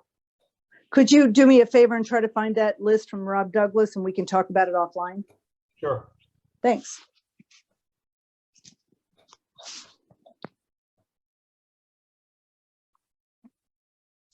We have the agreement with Gulf Visions calls for us sitting down with Gulf Visions on an annual basis and discussing what needs to be done the next year. So we'll sit down and say, you know, we think you need more benches or whatever. And there will also be a discussion over capital. So it's sometimes, and as John said, they've come to us, and John Krasnova can perhaps speak to how Gulf Visions runs a golf course. But sometimes they've said, we don't need to do that. You don't need to do all that. Okay. So it's not, you know, it's not a question of maximizing it. And we have to agree to anything. As the contract is currently written, we have to agree to anything we spend. So they can say, you know, we need 8 mowers, and we say, no, you only need 1, for example. And I'm not saying they're saying this, but ultimately the decision is ours on what to spend. Now, there's a certain amount of goodwill between the parties where, you know, we both have the objective of running a good golf course, and there has to be goodwill. And Scott, I think you'd agree with me, any contract requires goodwill between the parties. So it's not that we would reject out of hand what they would, you know, necessarily want to do. John, do you want to speak, John Krasnovic, if you're still there? Do you want to speak your knowledge of Gulf Vision, how they operate, and Yeah, I mean, I think one of the big things here, Paul, is that when the original list was put together by the Park District 3-4 years ago, that was a period when the Park District was losing hundreds of thousands of dollars a year when they were running the golf course. Mm-hmm. Mm-hmm. They were not doing a particularly good job. And I wouldn't necessarily count on what they put together as a list as appropriate when you're a golf course operator like Gulf Visions. You understand how to manage your assets properly, how to get a lot more life out of them, how to, they manage multiple golf courses in this area. So they may have a piece of equipment. They don't need one of each at every single golf course. They may move it from the place in Waukegan down here to use here. It can move around. So they have a much more efficient way to run a golf operation as opposed to how the Park District was trying to run it 4 years ago when they were losing lots of money, and that's why we hired Gulf Visions. Thank you. Yep.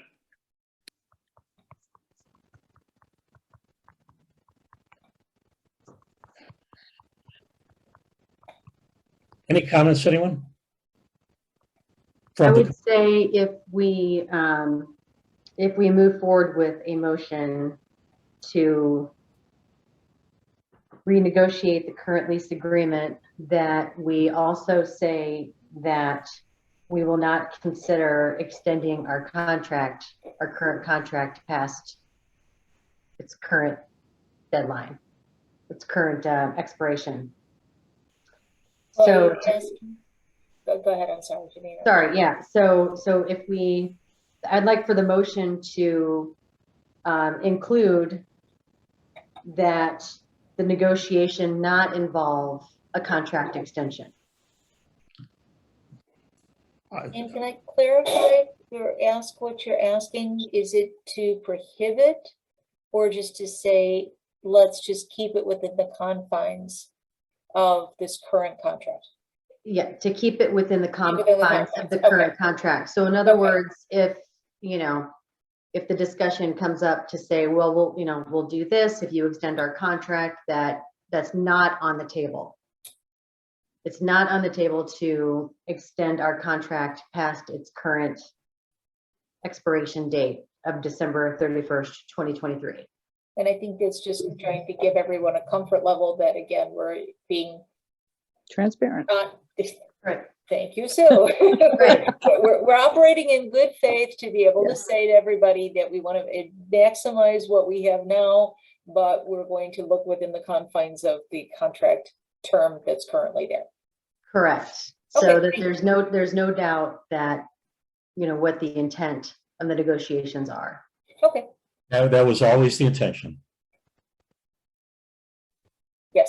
That's clear. That's good to know. All right, with that having been said, can I please get a motion to allow the Park District to open renegotiations with Gulf Visions on a contract revision that will not include any extension to the contract term limit? So moved. Second. Marcia, roll call, please. Commissioner Beeler, Yes. Commissioner Lane, Yes. Commissioner Raymore, Yes. Commissioner Reader, Yes. Commissioner Walsh, Yes. President Greenfield. Yes. Motion passes. Thank you. Public comments. We have public comments. Chair Hart. Yes, this is Sandy Hart. Thank you very much. I was just, you know, hoping to, I guess I'll just start over. I just want to say I appreciate the earlier conversation regarding President Greenfield's request that people contact board members with questions about the agenda. And I just wanted to be clear. I sent an email to all the Park District Commissioners this morning for clarification of the agenda item. And I did hear back from Executive Director Beeler as well as Commissioner Raymore that perhaps it should have been worded better since it's not really an approval of a renegotiated contract, but you know, was only to give direction to staff to renegotiate the terms of the contract. And I just wanted to say thank you very much to Commissioner Reader. I think it was seconded by Commissioner Raymore and, you know, obviously passed by the board. So that it doesn't extend the terms of the contract beyond the end of 2023. So really appreciate the board's action today. Thank you. Tanya Sharman. Hi, everyone. It's now actually Tanya, not my husband, Jay. He's gone. I want to say thank you for everything. I'm glad the board is open to all of these options. I wasn't aware, I'm naive about the financials about this, but I really wasn't aware that the villagers are responsible for the capital expenditures. And so while we're talking about, you know, the golf course making $40,000 per year, I feel like we should be honest in that same sentence and say that I think you said we owe $800,000 in the next 10 years. So that's certainly makes it a negative revenue each year. So that's all. I don't know the details, but I hope we are open and honest with the residents that this is not a revenue generating. And also if there's a potential of millions, I don't know what that number is. It could be 4, it could be 10, whatever it is, it would take a long time for the golf course to make that amount of revenue. in a year. So thank you for your time. Thank you. That's all.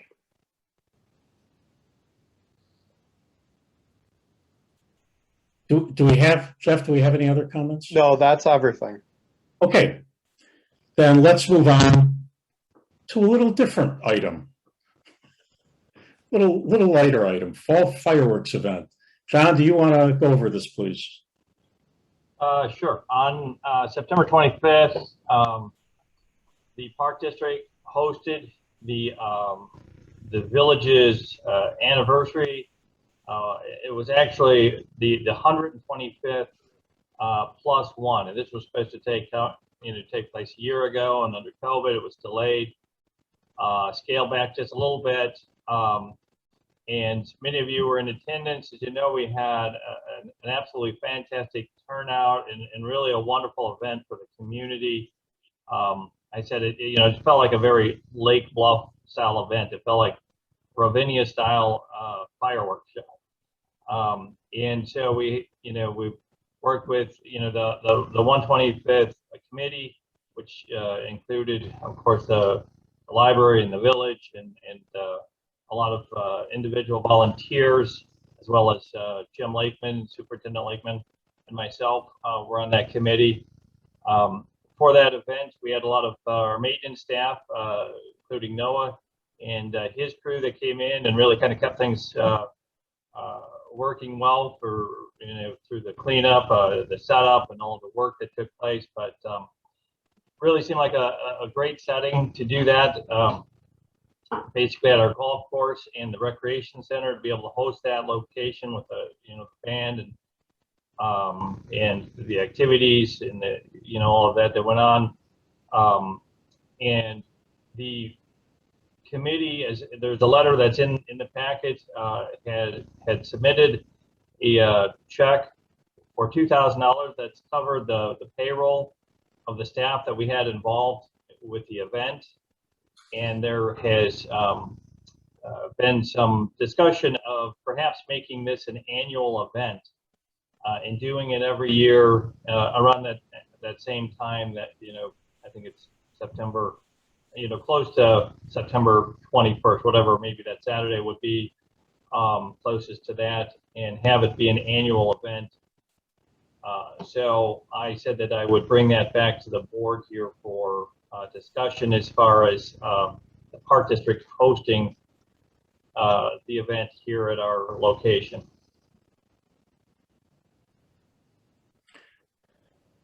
So this is an event that will cost us, if we don't get reimbursed from their goodwill, it will cost us perhaps, this year, $1,225.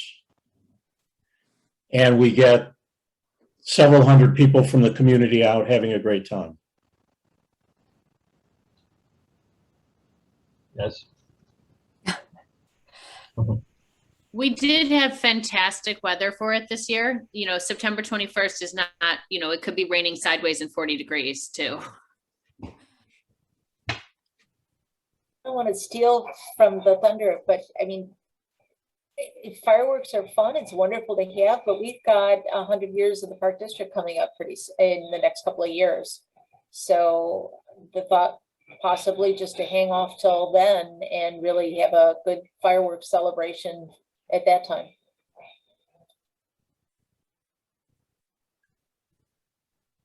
I think one of the things that came about, and I mentioned that in my memo, is that the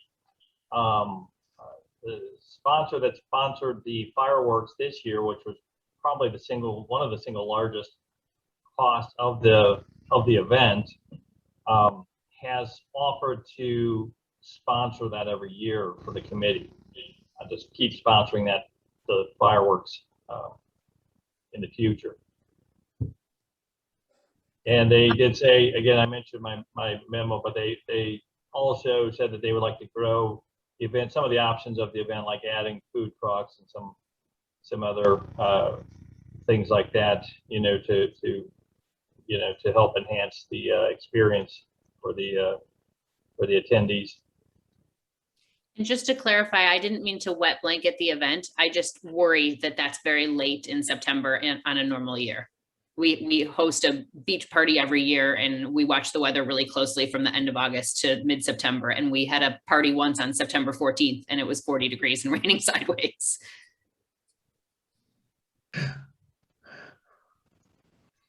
Well, I think now we're not hosting this, right? I mean, we're hosting it in the sense that it's on our property, but we're not the ones organizing the event. Isn't that correct?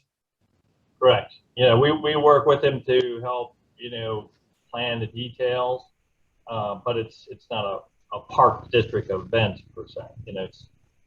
It's coordinated by the committee. I think it's a great, yeah, I was just going to say, I think it's a great idea when we can do things together in partnerships, working with the village and the library to host a really nice family event. So I think when somebody wants to manage a party like that and just says, hey, can we have it here? I think that's kind of just an easy thing to do. Of course, you know, bring all the food and the drinks and you can have it at my house kind of situation. I think it's kind of nice when we can be the place where people want to come and host a party. I think that's just a really good thing for us to be doing as a community hub center. I agree, Emily. And I think when it comes to the 100th anniversary of the Park District, we're certainly going to want to organize something. And it can be fireworks as well. I mean, we can do it twice in a year. And Nikki, we can do it earlier so that we don't get sideways rain.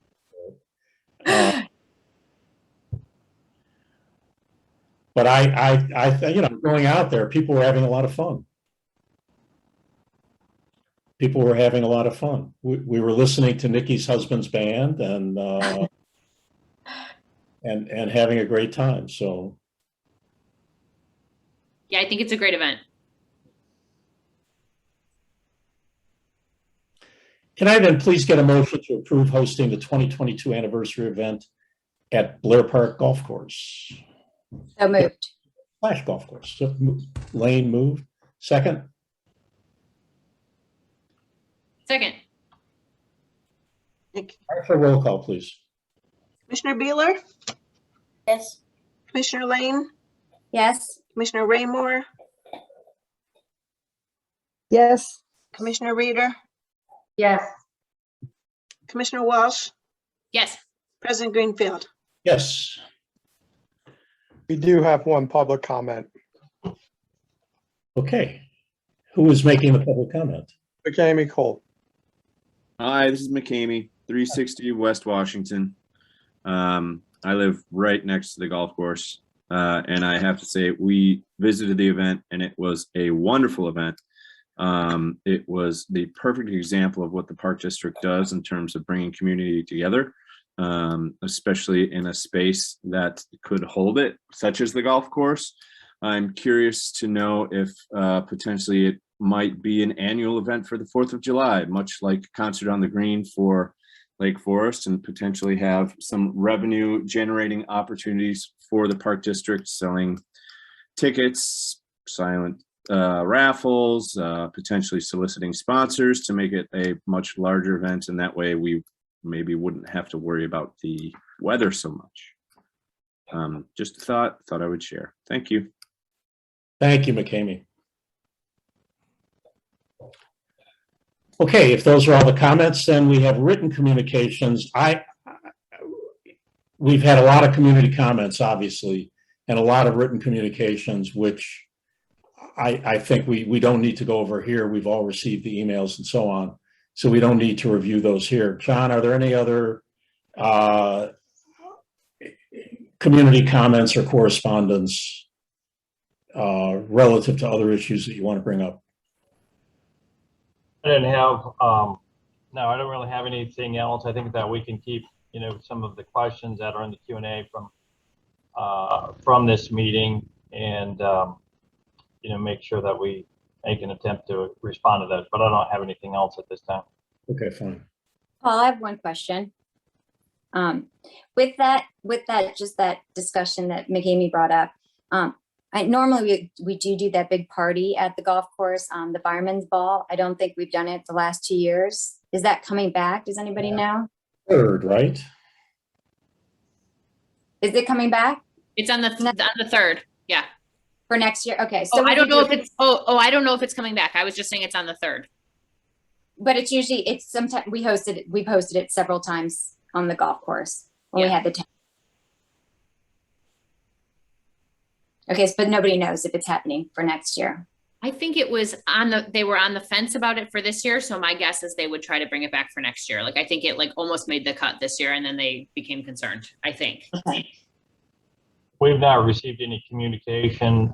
Jim, is that correct? Have you heard anything from them about next year for our request? No, we haven't heard anything from them. Okay, we should look into that and see. Yeah.